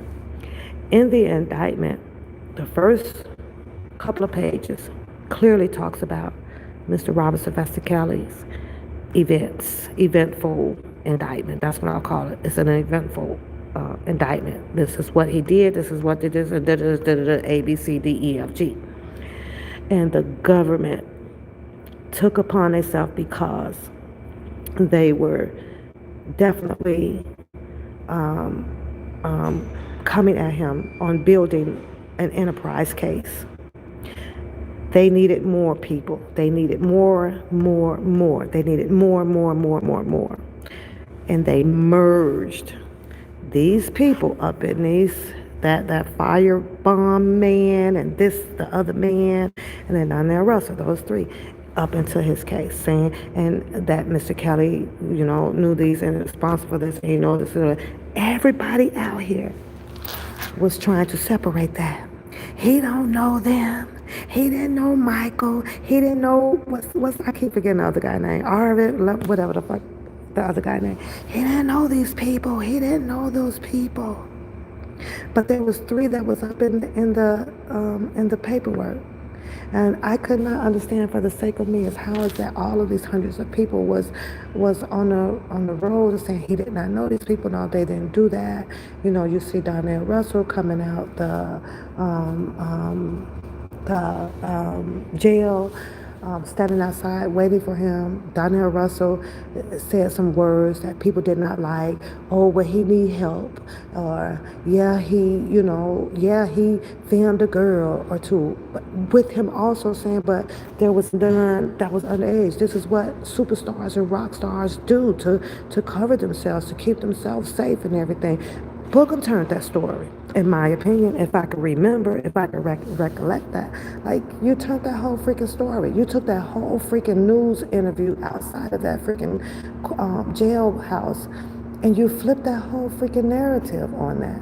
The only problem that I had with that was that if Sharon Winbush can get her ass on the court TV without showing her picture, without showing her face, and talk her shit, As much shit as Bookham can talk, can somebody explain to me why the fuck you ain't got on the court TV and talk to that long-haired, skinny-ass white man? I'm just saying.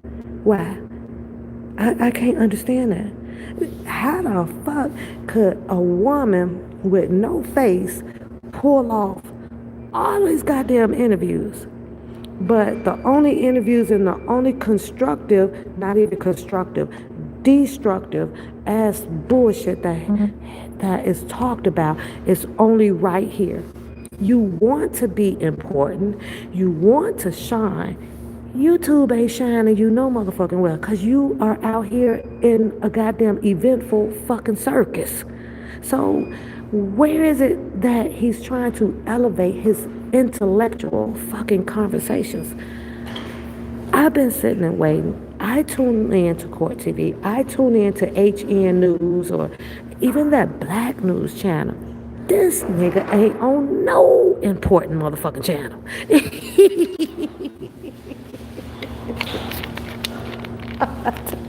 I got to go. When is he going to get on a channel that really fucking matters? That somebody is going to listen to you. And you know what else though?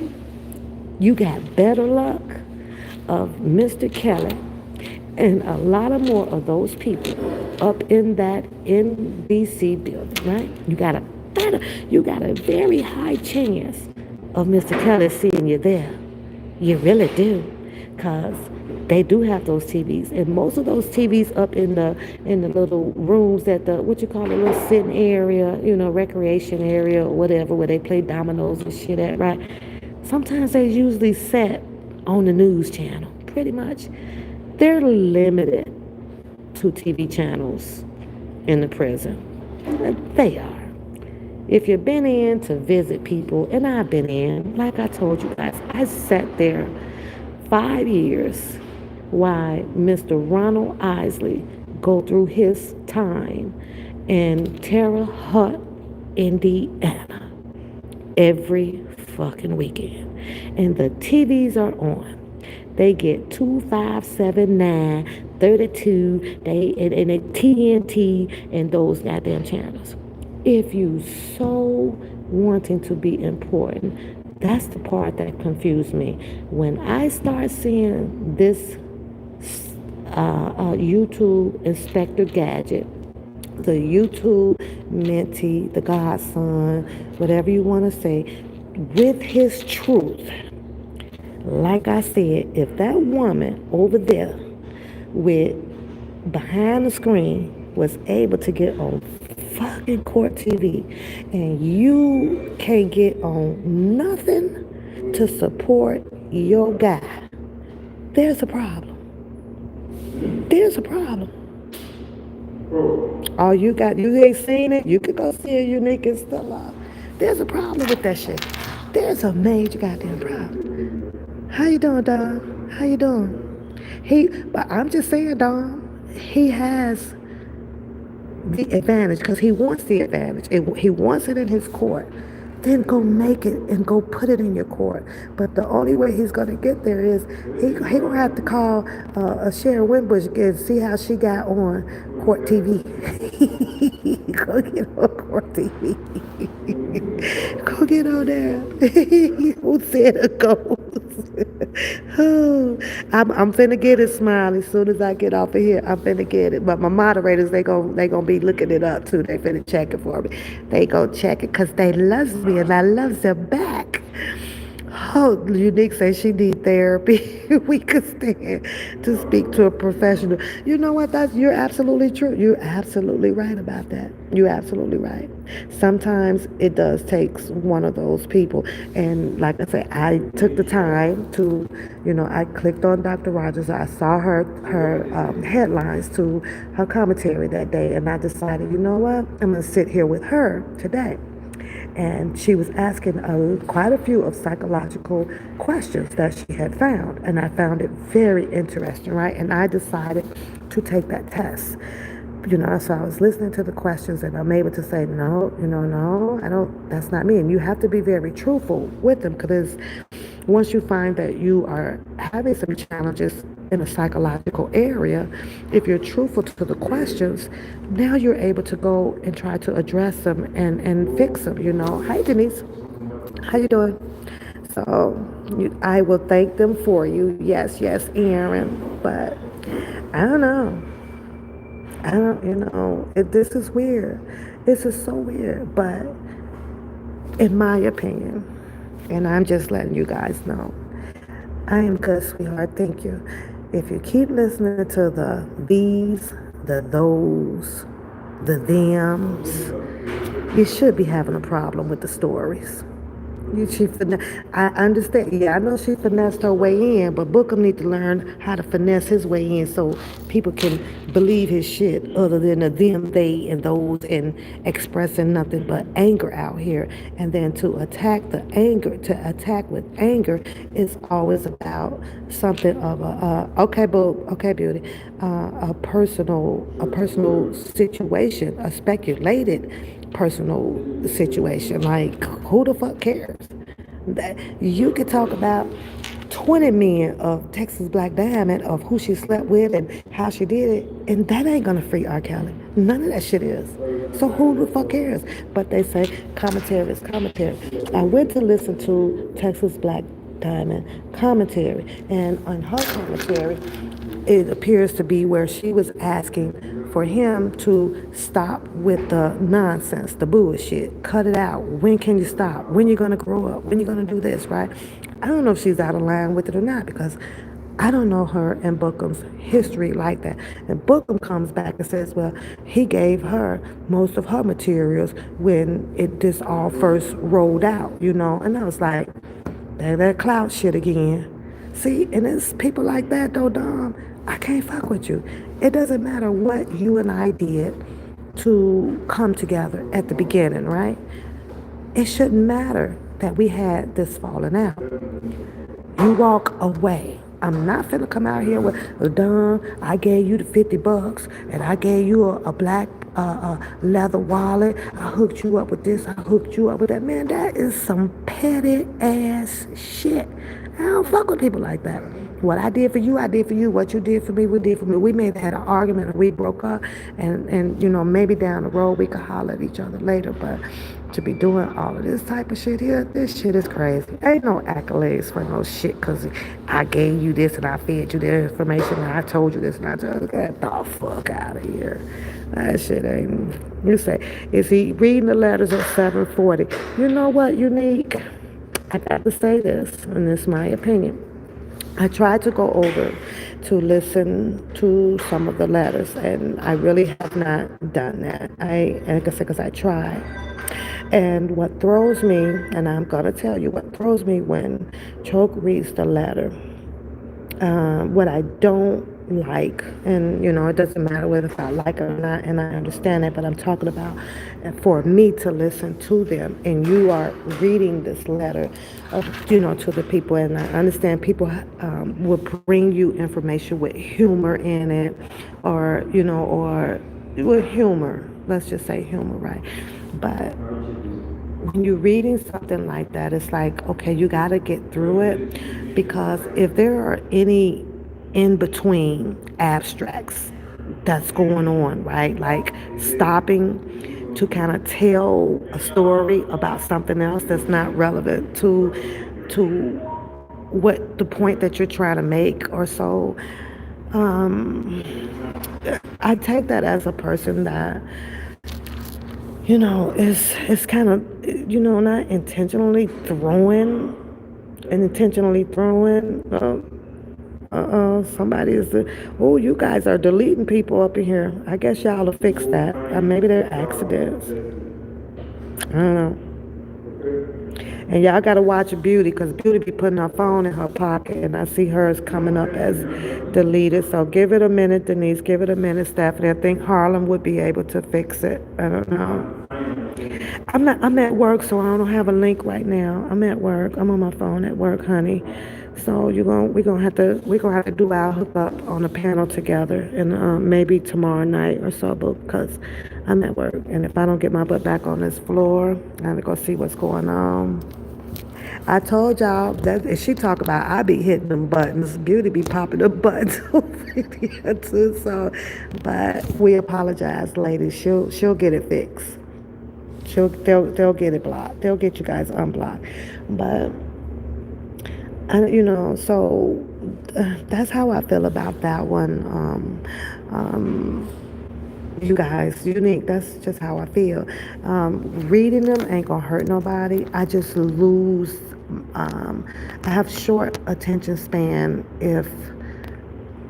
if you're reading me something that's important and really want the people to hear, but then you veer off to a different lane to tell me something to about you. And I get it. It's part of associating the story to get people to understand and where you're trying to make a point at. Like when he talked about the jail situation, about Mr. Kelly couldn't eat and he couldn't do this and he can do that, and then he veered off to tell you about he could understand that because he was locked up and I had to go through this and I had to go through and that's true about the housing and things like that, and I understand, but sometimes that's how people tell the stories. But if I have zoomed in to you, unique, and let's just say that I came over to your house and you wanted to talk to me about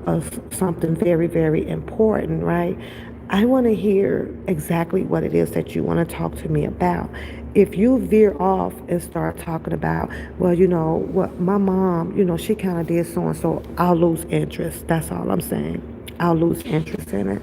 I like relations and I like association things to it, but I think that the letter is important, and if the letter is out here for the people, it's just my opinion that there's just one track to stay on, and then come back and hit us later with some details or so that happened in your life to associate it. Look at TBD that showed up. Yeah, TBD. To have you. You know what? Texas Black Diamond. I'm gonna tell you this. I ride and I rock over there on the Texas Black Diamond show. And if Papoose has came out of her lane to come and do so, you best to believe it's done based on good judgment. And I'll leave that right there. There's no worries with me. If I'm coming to sit in comments and pick some days or so where I like to come up there to hear you do your dialogue and on things that you can share with the people. Because Pap don't veer lanes. Pap ain't switching lanes. But if you see me coming, you best to believe my intentions, my intuitions is good. I promise you that. I promise you know how they say good people attract good people. And and if my heart and my gut speaks to me about it, and like they say, you don't see no different, you don't see nothing where, okay, this, she's okay, and that's why I come. And that's why I come, TBD. I've never seen it. I never seen you do this. I see the passion in you. I can respect and understand your emotional state about Mr. Kelly and everything. But that's why I come. That's why I come. If I had felt that way with Bookham over there, and I would have visited him and sat there and be like, well, okay, and I would have listened to him. But with Papoose, you know how you get that one try, and he had that one try. I sat watching phases 1, 2, and 3.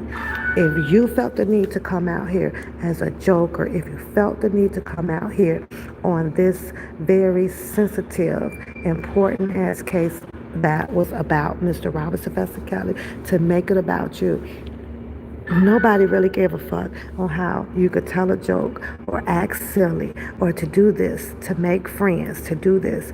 Where we're talking about a celebrity, Mr. Robert Sylvester Kelly, there was no time for that. Okay, I'm coming over to your live. I'm coming over. But there was no time. Now get on the phone and start singing happy birthday to her. Oh, thank you, Unique. Thank you. So, hi, maintenance. What up, girl? What up, girl? What up, girl? But that's just how I feel about it. Had he not came out here doing the goofies, the buffale, all of the trying to get into people's heads and see where they are, and then saying that he got some shit and he knows some shit and I'm this and I'm that. See, it wasn't even important with Juan Papoose to even know the relationship of people. That shit wasn't important. I didn't come out here to put pom poms on because I'm the mentee and I'm the sister or I'm the brother, I'm the this. I only came out here to say, you know what? I'm rocking with Kelly on this one here. That was it. That's all. I got too much shit to be going on in my life to put 12 goddamn pom-poms on to say, oh, well, you the man, you the shit. Okay, well, you the uncle, all right, you the niece. I can't do that. I couldn't do that. So, I know what you're saying. I understand what you're saying. Yeah, I definitely he'll say, well, he did this and he did that. The receipt that he put up ain't even pertaining to what the hell he just said that he had or he had done. He said that, well, I sent her, where you think she got the information and all of this stuff from the beginning of the train ride, right? It was me. Okay. Now, after that, here's your time to show your exhibit. Didn't do that. He switched the conversation and went on to, oh, you think I don't have the 10 files on Don Russell? Boom, boom, boom, boom. Here they go right here. Here they go right here. This nigga was going by him so damn fast. Nah, nigga, hold that shit up, put him up, blow it up, screen it up, let us see. And then you sitting over there with a certificate of counseling. What the fuck? What is that gonna do? What does that paperwork do for you? Nothing. Not a goddamn thing. Does nothing. So why do you have that one? Why do you have this one? I have this whole goddamn, I have all his indictments. So does the goddamn judge. So does the goddamn defense and the prosecutors. And they're going to handle it accordingly to the goddamn law. Him having Don paperwork where he can keep rereading and reading it so he can find one word, because that's usually all it takes is one word in a sentence to change the context of what the fuck that whole goddamn sentence means. One fucking word. And he's good at it. He's good at that shit. Oh, I'm going to take out the ears in the word Oh, I'm going to take out this person's name. We're going to put this name in there. It's smooth criminal. I'm sorry. Smooth criminal. And I saw that shit done when he did that damn indictment. What was that one paper he had over there? Man, you going to take a damn name out of there and put one Papoose name in there. I'm sending this to the prosecutor. What the? You took somebody else. I think it was Hollywood Next name that he took out of the paperwork, and he done went and crop, paste, edit, and all that shit to put a one Papoose in there. When you know good goddamn well, one Papoose ain't got a goddamn thing to do with this shit. So when you do stuff like that, just that little itty bitty ass shit like that, where it's on the joker side, I want to be a joker right now. Mr. Robert Sylvester Kelly can't afford to have a joker out here joking around on none of this. On none of this. Okay, I'm gonna jump on your panel, but I'm gonna get ready to get off of here, y'all, because Eel wants me to come over there and have some fun with him, y'all, and I'm about to go and do that because I like sitting over there on his channel, you guys. If y'all have not subscribed or support, look out for your girl Papoose and come over and subscribe to Il Negro channel over there, you guys. I'll post his channel up in my community. He's a young black man. He's out of Florida. He speaks and does a lot of different industry knowledge out here, you guys. He really does, and it helps me because I really don't know a lot of the industry stuff like that, but and he's funny. I like the way he's funny. He's good to chill with, you guys. So don't forget, y'all help Pep out and go over and let's get his subscriptions up and sit with him, if you can, and turn your notifications on. He did, Texas. He did. You didn't see that? And I have that paperwork. I just got to go through all my stuff, right? And I was like, did this nigga just take a name out of there to put one Papoose name in here? And this is the fuck who R. Kelly fuck with? And I ain't scared to say it though, Texas. I promise you that I want to put my index finger with my thumb finger together and I want to just cluck Mr. Kelly upside the head. This here, nigga, you fucking with this? You talking to these people? You let these people in your what the fuck is wrong with you? Like, come on. And that's all he gonna need. And Kelly gonna be all right. I'm gonna put it in my comment because I don't have it unless I can get Harlem. Harlem, can you please put Illman Negro link in the chat for me, please? And you guys, let's help him out. He's a young black man, and he's funny. And he's cute. He's cute. We go. Y'all can't come over there flirting too hard with him now, cause y'all, I ain't having all of that now. But she gonna go get it for me and put it up in the chat, Judy. So, but it's crazy, it's crazy. And then he gonna sit here and say, well, I'm gonna be there in January because I'm gonna have the pleasure of watching them take, put the chains and all of this stuff on here. And I'm sitting there saying, but Booker, what if? Because you've portrayed to the people that you know the whole story, you know the true story, you know the fact story, and this and that. But what you're telling the people is nothing that Don Russell hasn't told on his goddamn self. So you turn this personal, right? Which is crazy as hell. But how do you have the pleasure of that? But what if? Because you portraying that you're absolutely 100% right. But what if there is a chance that you're 100% wrong about that man? What if, because from what I've heard out here on the curb, is Mr. Kelly has his individual conversations with everybody. You may not know what this person has talked about with him. You may not know what that person has talked about with him or nothing. But the way Bookham will speak as if you know every bit of conversations that Kelly has with each individual. And that's not fair. That's not fair at all. Thank you, boo. Thank you, honey. Thank you. But y'all do have a favor. If y'all ain't done, never plan on doing nothing else for me. Just give him your subscription over there, you guys. Do that for me. And I appreciate all of you guys that do it. You don't have to be there every time or whatever, but he's really cool, chill, and talking about, until he start puffing over there, then he'd be silly. So he like to do his smoke and chill, but he's silly with that, and I like that he's silly and he's calm with it. No beef.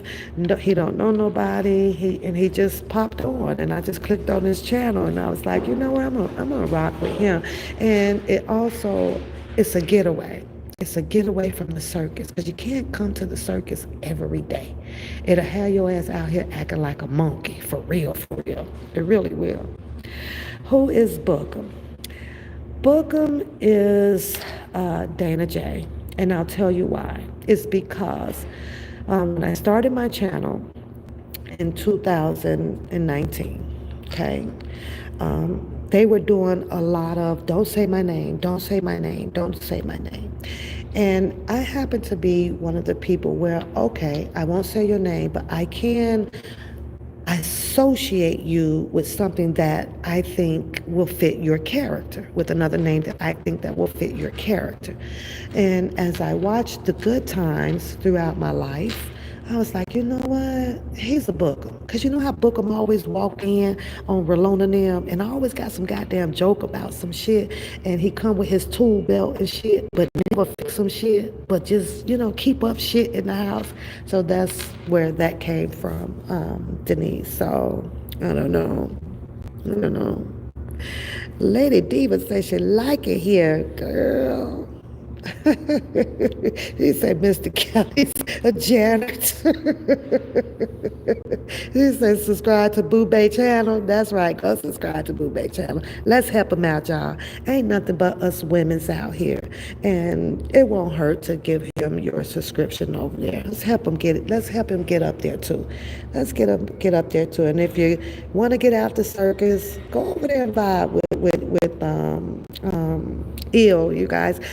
Stand up comes over, stand up would usually go on the panel with him, and they have their discussions, and I'd be sitting right there listening to them. So the link is in the chat, Kales. His name is Il Minegro.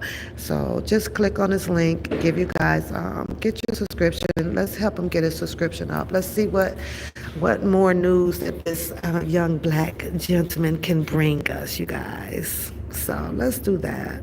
He's okay. He's all right. He's okay. But Texas Black Diamond, let me say this, and I do mean this, I mean this from my heart. If I moved out my lane and I come and sit and vibe, which I do with you, you best to believe my instincts is all good. It's all good. I stay away from what will bring more drama, more stuff. And then I have that. Thank you, Denise. I have that day, well, shit, you want to clown? Oh, well, let's clown today, because I like to laugh. Because at the end of the day, I'm going to click this shit off and be cracking up at these people and go on about my day, girl. A bit more studying and stuff. I am only out here in support for Mr. Kelly. I'm supporting him through his wrongs and through his rights, through the unjust. You know why? Because nobody on this earth is perfect. I did not see anything in an indictment about a rape, a murder, none of that shit. To that substantial where the government took advantage of the law to impose on this one man. I don't see the enterprise. This is one man that had to have people to do work for him. And that comes along in everybody's goddamn job. Gayle King, Kim Fox, you name it. Everybody got, even the goddamn judge, Donnelly, and the judge down in Chicago, I forget his name. They all got people to work for them. They all do. And as I look inside Mr. Kelly's enterprise, I don't see him having people that's working for him, that's holding anybody at gunpoint, tying you with duct tape, bonding you down in a goddamn van that you can't kick a fucking window out, or none of that shit. I don't see it. And if I don't see it, I have to rock with what my intuitions and my gut is telling me to rock with. That man will never know me. I wish him nothing but the best on his journey with this government. We all know how crooked the government can be. Hey, T-Lynn, we all know that. We all know that. I am aware that Mr. Robert Sylvester Kelly had this one girlfriend, or this girlfriend, or this girlfriend, and this girlfriend. But that's part of life. I am aware that you can fall in love with the blink of a fucking eye, especially with someone who has proclaimed a lot of money, who has been anointed and on a different level than another person is anointed on. Once I saw those two girls up in that Trump Tower, and Azrael standing there, and you want to shake your boobies, and you want to do all of this, and you want to taunt at the American people out here, I had a problem with that. When I saw Shabazz walk up in that, they were in that Trump Tower, and you see these two females fighting, and you know that their fight is basically over love. They loved him differently and cold-heartedly. And for them to stand there and you allow these two women to fight, I couldn't get jiggy with that. I'm rocking with R. Kelly. I can't do that. not with another man taking advantage, giving himself the home advantage to make a fucking documentary. I couldn't rock with that. I could not rock with the fact that you had Kim Fox all come forward. That ain't how that shit work. If you got a goddamn problem with a man, you pick up the goddamn phone. It is time for women to stop being sensitive. Oh, he touched me here or he did that. If there's some fact to that shit, there's plenty sources out here to go get some fucking help to pick up the phone and do what you got to do. You didn't have to wait for the government to do it. I was sick to my fucking stomach to find out that all of these people, you guys did this shit to get, what, $1,000? Demetrius tried to lie, say that he didn't even get no money. Turns around that you did get paid for it. We're not finna do that here. I can't do that. I can't rock with that. Then he don't know how to tell a story about Aaliyah. It's all fucked up. It's all fucked up. So when I got all these group of people coming out here with a fucked up goddamn story on one fucking man, I had a problem with that. In other words, I'm gonna have to ride with this one over here, because I can't let 50 million people take down one goddamn guy. Because if he did it, it wouldn't have took that goddamn many to do so. You can't do so, you know. But that's just how I look at it. But you know, and I could go on and on and on and on and on, but over here, I try not to get too caught up in these indictments or the transcripts or a whole bunch of other shit, because when you get to a point to where you want to follow your heart and your gut, you don't need all that stuff, and I don't need it all. I don't need to read it all. If I'm rocking and if I'm riding until the wheels fall off, then that's what I do. They can keep digging. They can keep bringing up whatever they want to do. They can talk about him until his face turned blue or till he shrink into a midget. It wouldn't even affect me at all. It wouldn't affect me. My ride is already there. Not out here to shine and whine and fucking dine at all. I'm not out here to put cheerleader pom-poms on for no sisters, no brothers, no mentees, no uncles, no nothing, because that's not what I do. They wasn't the one that was on the news that was getting the handcuffs put on them by the feds. So I have no interest in those people. I have no interest of saying good job to this sister or good job to this brother or good job to the fucking mentee. None. I have no interest in that. Thank you. Look at the ill boo boo. They subscribing to your channel, boo. They got you. Thank you, ladies. See, every man needs some help from a woman. We gotta help him out, y'all. Just gotta help him out. But like I say, you're not obligated to go over there.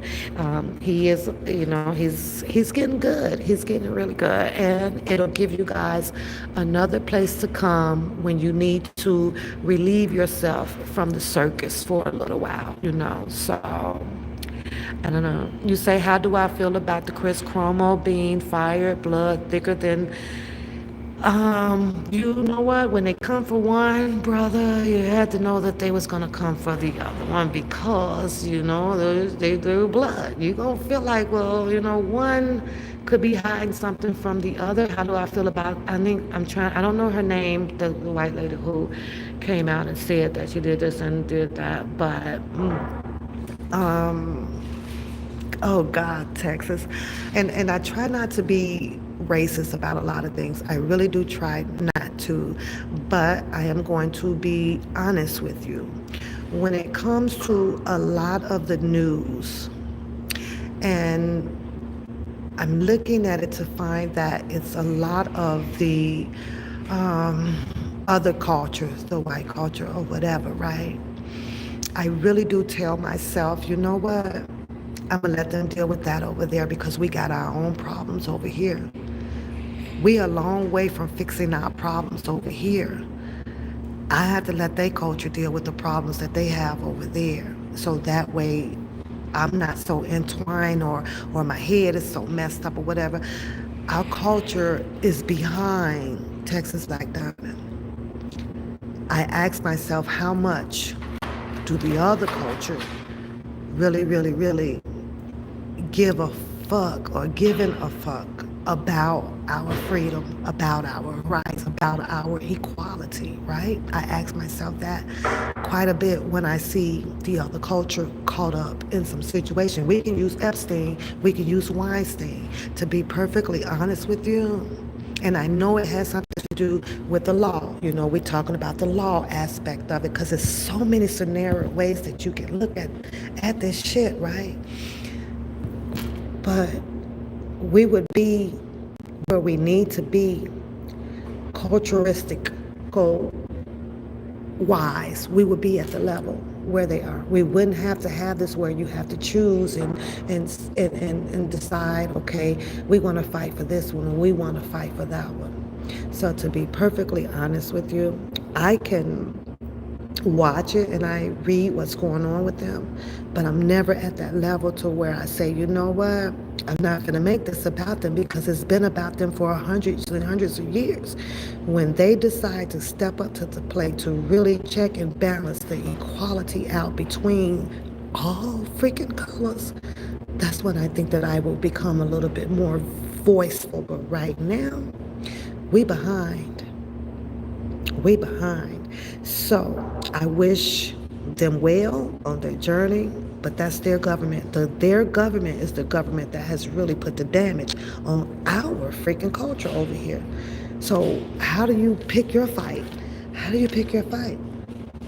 I'm only going to tackle one battle at a time, and my battle right now is to pray and hope that one day our culture will have the same check and balance as they have.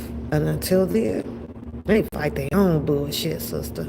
And that's just how I feel about that one. And, just to be perfectly honest with you. And I be seeing them, just like when they was coming at Trump and Trump this. And I really didn't I didn't give a fuck. Take Trump out. I don't give a fuck. I didn't give a fuck. I really didn't. So I pick my battles, I pick my thoughts. I pick my beliefs. I pick them. But until I see check and balance in this world, honey, it's just not going to happen. So you say Chris is unbiased, and if I had a resource, I would help my brother too. Yeah, I know. I understand. And some of us, it's like that, TBD, and I understand that. I know we have to start somewhere to conquer equality. I understand that. And I can get on that train ride once I see 50-50 check and balance out here. We shouldn't want because they already have. We should have what they already got. That's all I'm saying. That's all I'm saying. But that ain't my fight.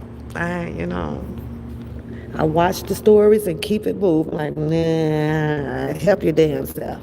Help yourself right now. Because, other than that, I'm going to need to go back and look a little bit more into the Cuomo's credentials about what have they done as far as helping our culture. Where are you at with the culture? Where? You just had the what's his name? The guy that got killed up in Minnesota, right? The knee on the neck thing. Hey Sheila, I saw Al Sharpton out there. I saw a few more, big people out there. But the equality with that, and that went nationwide, international. That was big.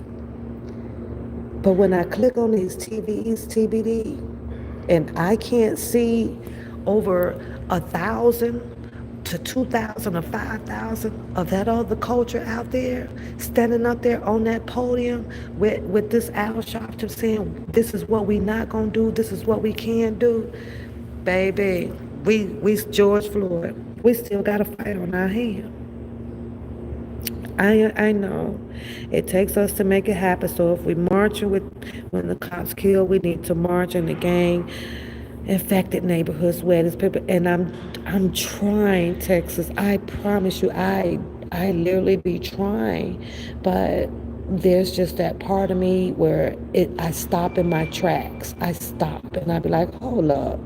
And I know it's wrong, well, it feels wrong. I'm not gonna say that I know. It feels wrong because the first thing that comes to mind when I try to get that engine part of me going right, and I have to say, the fuck for, the fuck for, especially when I sit down and I get to look at the statistic and the credentials of each party of this and this and that. Oh hell, nah, I ain't helping you. Nope, you ain't done nothing. Nope, I ain't seen you out there to do this. Nope, nope, nope. And that's no, no. But I'm going to keep trying, Texas Black Diamond, and I promise you that I'm going to try to be more open-minded about it. But I feel like that it is more of us that helps them, and that's why they continue to stay in the position that they are in. And that's why we continue to stay beneath them and is treated the way that we are. And that's just my opinion, but I'm gonna try. I'm gonna try. So, Kumos, the Kumo brothers, rich people. I'm tired of helping too many rich people too. I'm gonna let you know that too, TPD. That's enough of trying to help all these goddamn rich ass people. I literally mean, like, Mr. Kelly would probably be close to the last one that I would probably come out to say, I really, really, really, really support him through this tragedy that he's going through. I'm tired of helping rich people. I'm tired. Exactly, Kels. You right. We help them kill us. You right. But I'm tired, baby.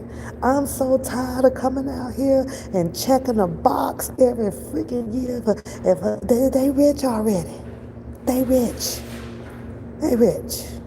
It ain't too many more rich people as you can help. And these rich people ain't got common sense to stay the hell up out of some shit that they shouldn't be in and stop trying. They got to avoid it. These are your rich people who has access to changing the laws and to fix this and to bring this country together, united in equality with checks and balance. They don't do it. They want the poor people to do it. How the poor people are going to do it when we know that all the poor people are going to do is fight against each other? How? With not having the financial resources to do so. So the rich just gets to sit back and do nothing. Hey, Booby. How are you?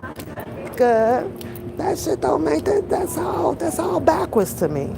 It's all backwards to me. Hell no.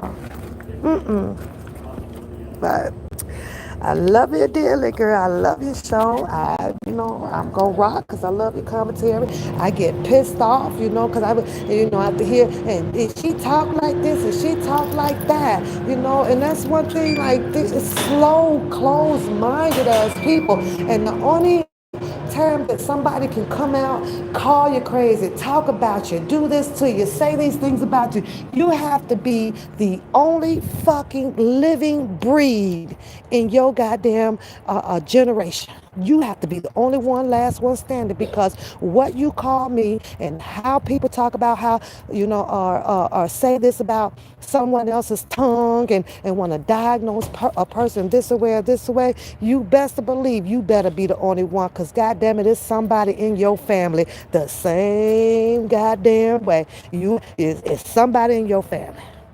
And we talk about want to help each other. Oh, how we gonna stop that? Jealousy is crazy, girl. Jealousy is crazy. What I got, you can get. You know how you gonna get it? All you got to do is ask me, and I'm gonna show you how I got it. That's your brother, that's your sisterly love right there, but people ain't like that. You won't, if I'm driving this goddamn Bugatti over here, ask me how the fuck I got it. Let's sit down. What color you want? We can have you one in a couple of months. Let's get this. That's me. That's the person that I am, you know. Man, where you get them jeans from? Bitch, get the fuck in the car. I'm finna let's go get you a pair. You know you like these? That's me. That's me. I'm gonna turn around and I'm gonna ask you, thank you, TBD. I'm gonna ask, I might see some shit on you, girl. Fuck you get them rims for? I don't expect for you to be going next door and sitting on the porch and be like, little bitch down there asking me what the fuck I got my rims for. Bitch, please. Why? Bitch, why wouldn't you want to let me? Now we both cool. Now we both the shit. Now we both driving down the street with motherfucking 22s, bitch, broke as fuck, but we clowning. Why isn't it not like that? I don't understand that. That shit crazy. It's crazy as hell to me. That bitch ain't got no food in her house. Well, bitch, how much food do you got in your house? Then why the fuck ain't you putting a rice together in a brown box and a couple of canned goods and taking it the fuck over and drop it off on the fucking porch? Here, girl, feed them babies tonight. Let me know if you need something else by the weekend, especially when your EBT motherfucking car is 2,500 and you know that she only got hit with 300 and four goddamn kids over there. Why? Why? But it feels good to talk about a person more better than it does to help a person. And that's fucked up. It's fucked up. We fucked up out here. Straight fucked up. Crazy as hell. I could not understand that shit forever. Ride down there. Now I have to admit though, TBD. Now I don't be stopping off in the car helping every motherfucker fix a flat. Now I ain't finna do all that shit. Now I may call help. You know, I may still look like you need some help. Boom, I'm calling 911 for you. Better yet, you sit right here. I have AAA. I may call my AAA out for you and pretend that your car is my car. Hey, you know, hey, she got a flat tire. Yes, I'm standing by the car. But I ain't getting out that motherfucking bitch. Help you goddamn fix a flat like that too fast. Not in the dark. You're on your own. But I'm going to help you out with AAA, goddamn. But that's just me. But what I find funny is because I come out here, do my commentary, I'm more of a realistical person when it comes to life events. I deal with it better, realistic. Not with this fictitious as I'm going to add this on, I'm going to take this out, I'm going to make this story move this way, I'm going to make it do this way, I'm going to be, fuck no. You know, the realistic part of it. That's crazy. You say, "Ill want y'all autograph." Boy, is you cheating on me already? We only been together a hot damn minute. Ain't that a bitch? I'm coming over to your channel in a minute to get on you. So, but it's all cool. It's all dandy. You take everything with a grain of salt and you keep it freaking moving. People don't want to fuck with you. You got to keep it fucking moving. My head don't never drop. Never drop. Because last I checked, I ain't finding shit but a penny or a dime or a nickel by looking down periodically. But baby, when I look up, shit. Everything glitters, shines, and it's showing the fuck is golden to me. I be moving it. I don't do all that shit. All that shit. Now, I had my little fun and my little run out here on these streets, and it's been a blast. It's been a blast. But honey. I was like, ooh. You know how when it feels dirty, TBD? Like, oh, Lord. Yeah, I was getting off that live, taking like 3 damn showers. I gotta get this shit up off me. The fuck? I don't do this shit here. I'm happy. I'm laughable. I love jokes. I love good times. I love parties. I flirt. I'm fun. I ain't new. No can do. But I got to get off of here, y'all. Don't forget, if you have some spare time, if you get too tired of the circus and you want to come over, come on, ladies, because they don't have many men out here doing too much nothing. Sit with me over here with Ian and we can laugh at him and his little knowledge about all these people that I don't even fucking know, but I be learning them. I'm like, who is that? Oh, Lord. There was an episode I think in Chicago. It came up on my phone, you guys, and it saddened me a little bit, just a little bit, because I know how to move on from things. I don't allow a lot of things to stick to me. especially when I know that it's beyond my reach. Can't do anything about it but pray on it, right? So I know how to let things go, but it kind of, it made me go, woo. It was a story about, I guess, a 3-year-old little boy or something or whatever, and then in a high riser or whatever. I got to go back and find the story. And I'm bringing this up because this one story out of my whole vacation from the little news clippings that I was kind of peeping in on kind of stuck with me. And I wanted to send a major, major prayer out to that one, you guys. And the little boy, I guess he was kicking, pushing on the screening of the apartment or whatever from, I believe the story said 100 feet up. And the boy went out the window and he died, right? And I know the first thing that we always say, well, where's the parents? Where's the parents?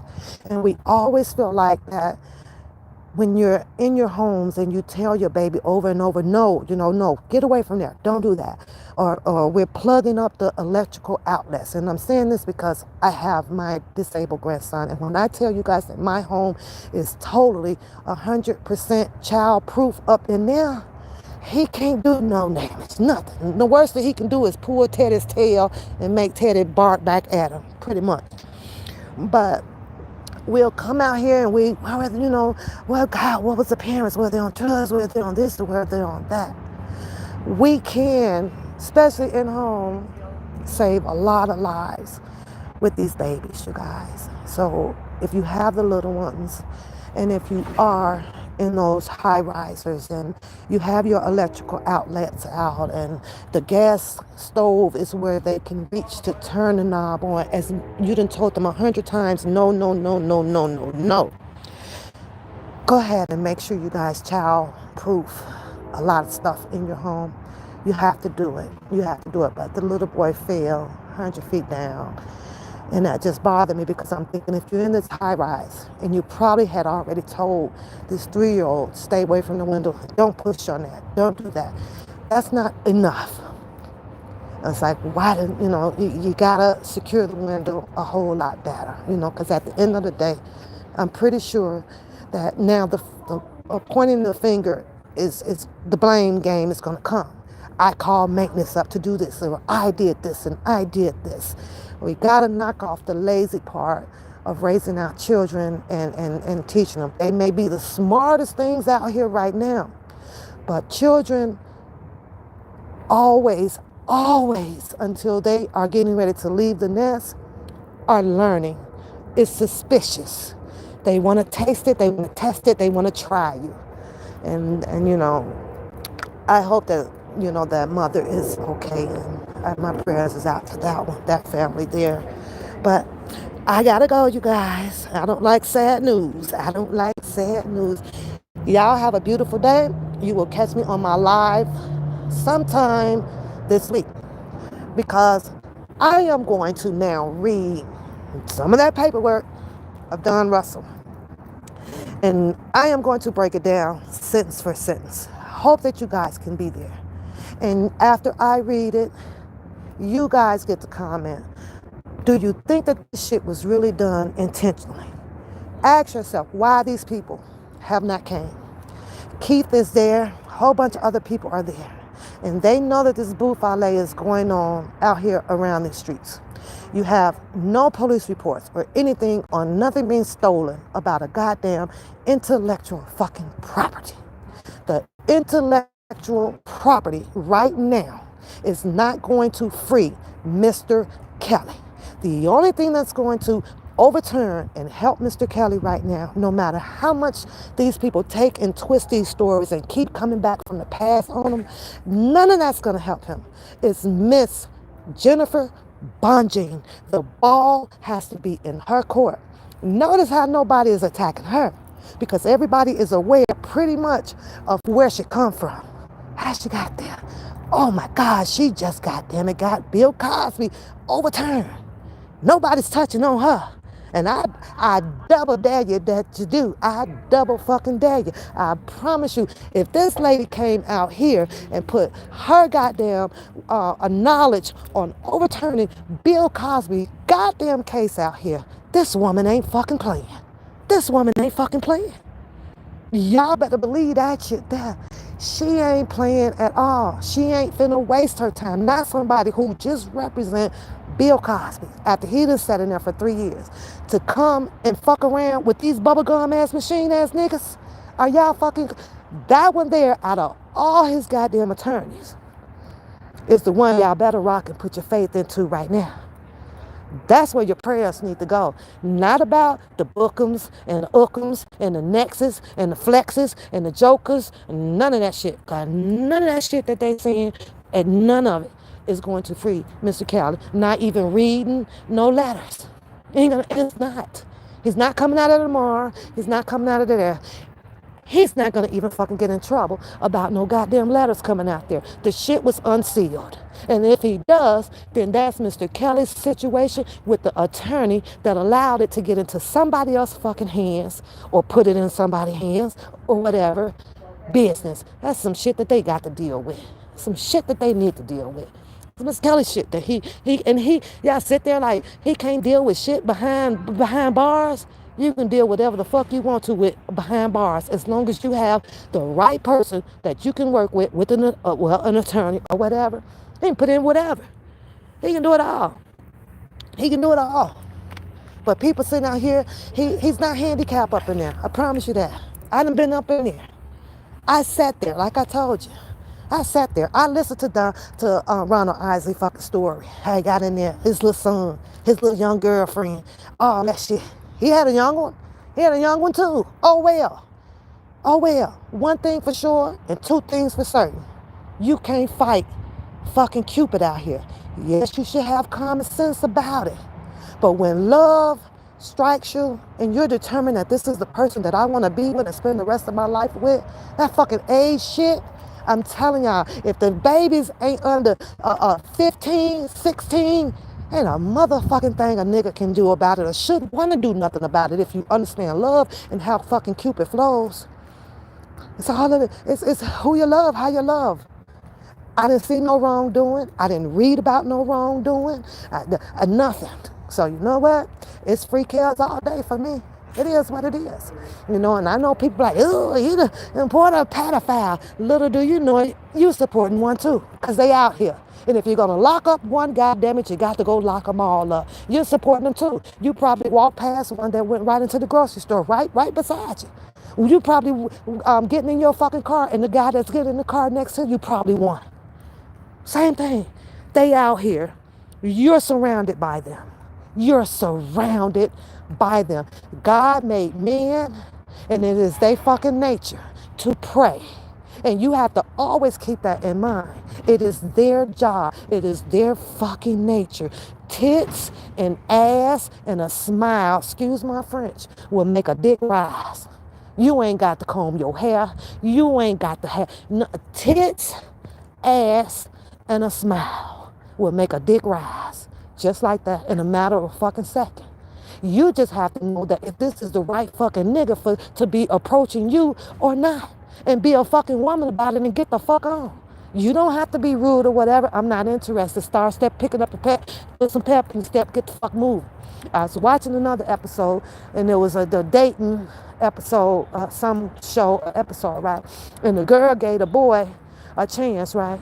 He went buku fucking crazy on her, right? He want to start all this threatening and this killing and this shit. And then the next day he come back with the I love you. If a nigga tell your ass, yes, I do, you scare me. Oh, you got an ID? Just check. I wouldn't be out here for no reason. Just checking, you're welcome. But if they tell you on that first goddamn go around, right? When you see that nigga, all of a sudden, whole fucking demeanor changed up. You done met him on Monday. You done fucked him Monday night.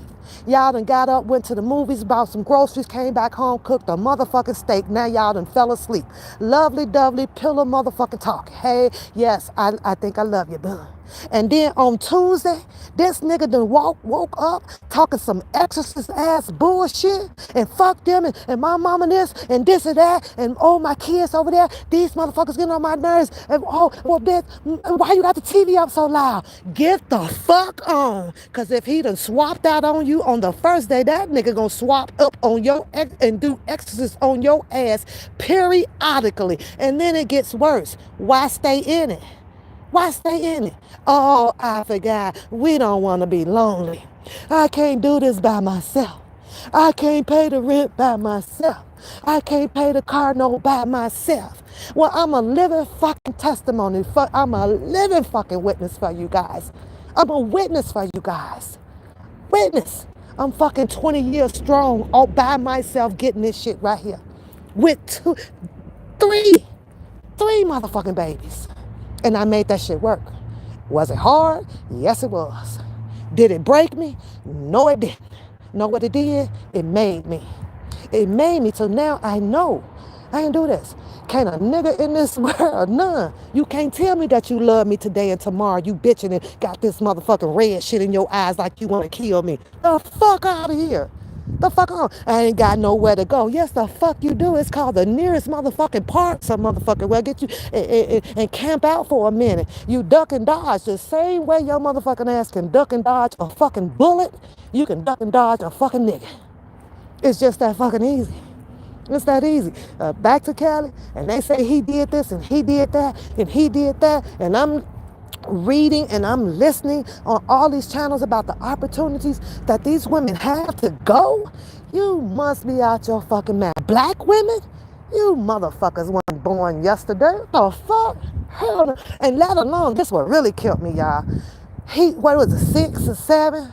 6 or 7. That's why I love 7 squids, y'all. I got 7 bitches, 7 knuckleheads, 7 ding dongs, 7 all the motherfuckers, whatever the fuck they were, right? But all of y'all up in there. At one point, you motherfuckers was walking around together. At one point, at the parties and all that shit. All that shit. And y'all can't take down one goddamn man. You got to be. But they will come out there and take down one goddamn bitch. They'll fuck a bitch up. But you can't, all 7 of them can fuck a man up. You must be crazy.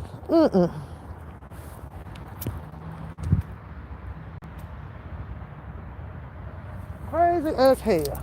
Ain't no goddamn, all them goddamn women up in there one weak ass motherfucking girl. Get the fuck out of here. But they'll sure come out here and beat you up. And I'm getting ready to go though, y'all, because I'm preaching now. And I got to go. Book. You sat out here, I remember one fucking time, and yeah, they intimidating the witness. They intimidating the fucking witness. They intimidating the fucking witness. And I'm sorry. And I'm not coming at him or nothing like that. But we're talking about a black brother, right? Dude, you was telling the fucking government what the fuck these people do. You were telling them. And when I get to listen to how much you was a telling ass motherfucker, can't fuck with you. Can't fuck with you. Can't fuck with you. Don't rob a bank with that nigga. He telling. He telling. He telling. That's a fact. Everything that came pretty much out his mouth. That drunken Larry was telling, you came right behind telling. Telling. And it wasn't just him. A whole bunch of ass goddamn people. Telling. I rock with my boy. You ain't rocking with shit with all. I'm talking about overall people and telling shit. I'm gonna tell it. You ain't in the witness. You doing it to the witness. You doing the fuck out of here. Telling somebody because we don't like you, or you lying, or you this, or you that. That ain't got shit to do with no goddamn intimidating, no goddamn witness. Showing up to a person's house, sending a whole bunch of letters, taking pictures and all that shit. Yeah, stalking is equivalent to goddamn it, intimidating a goddamn witness. Personally, you got to be there. You got to be, not over no goddamn fucking internet bullshit. These people made up so many goddamn laws, it don't make no damn sense. Everybody, just click on, oop, I got a new law. Let me click on here. Oh, we're going to make up this fucking law. Look at this law. I'm telling. The fuck? I don't know what breed these are. I don't know. But, you know, let a lot of people tell it. I'm the weird one. I'm the crazy one.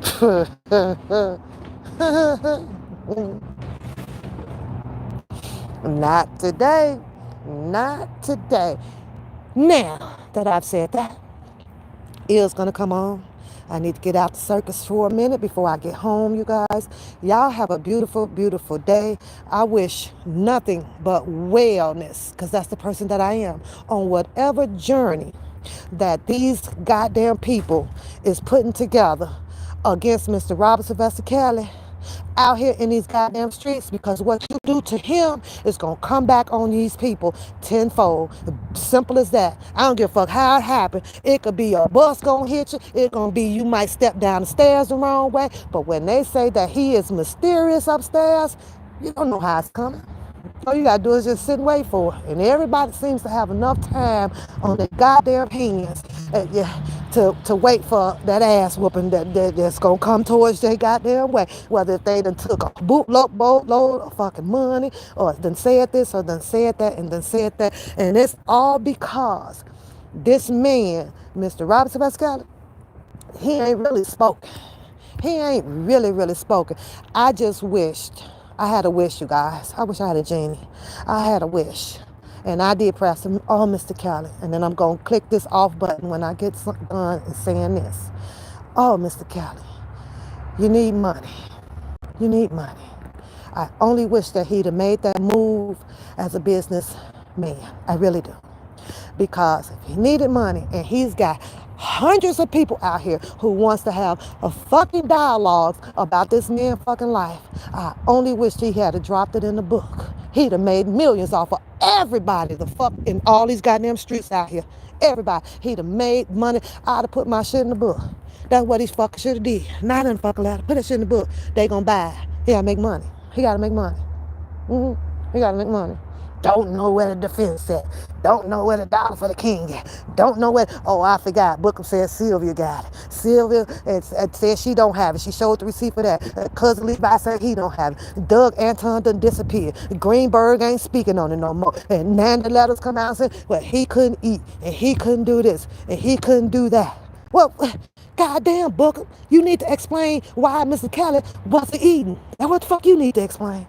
You, the mentee, you should have been the first one trying to make sure that he had a motherfucking hot dog coming out of fucking commissary. The one that went down there and shoved his way in fucking cameras with the goddamn sisters. Or the one that went down there and shoved his way to put his left hand on Connick right motherfucking shoulder. I'm the fucking security guard. And you still didn't get him out. How the fuck do you go all the way to New York and you still didn't get him out? Make the shit make sense. I wish he'd have done the book. He would have got a lot of proceeds for that. And I'm hoping that when the time comes, a real fucking journalist comes up in there, or he asks for one to come and sit down with him to allow him to speak right there. Now he's on national TV. And I got a gut feeling, I have that intuition, you know, that woman's intuition, that someone will. And I believe that he's going to pick the right someone. If Bruce Kelly can get TMZ or somebody up in there to do his shit, I'm sure, you know, Mr. Kelly can get somebody that's upright, good people that will be very diabolical and unbiased with listening to him and allowing him to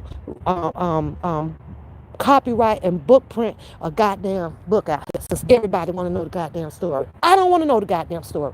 I don't want to know every goddamn aspects of this man's life. I don't want to know what fucking underwear he wore on Monday and who changed them for him on Tuesday. I don't want to know what the fuck he ate on Wednesday and what he threw up on the fucking Friday. I don't want to know how many miles per hour he was driving in the fucking Sprinter. I don't want to know that shit. It's irrelevant. That's his fucking life. Don't give a fuck, cause I would share that shit of what's going on with me with him, cause this is my fucking life. But to sit out here to listen to all these fucking personal ass fucking issues and lies and storytellers and nobody give a shit about that shit. Nobody give a shit about that. Well, at least I don't. You know, your brain can only consume so much. So much. When you're overloaded, you become wired. And then you become crazy. then you become freaking crazy shit. Yes, his book is good.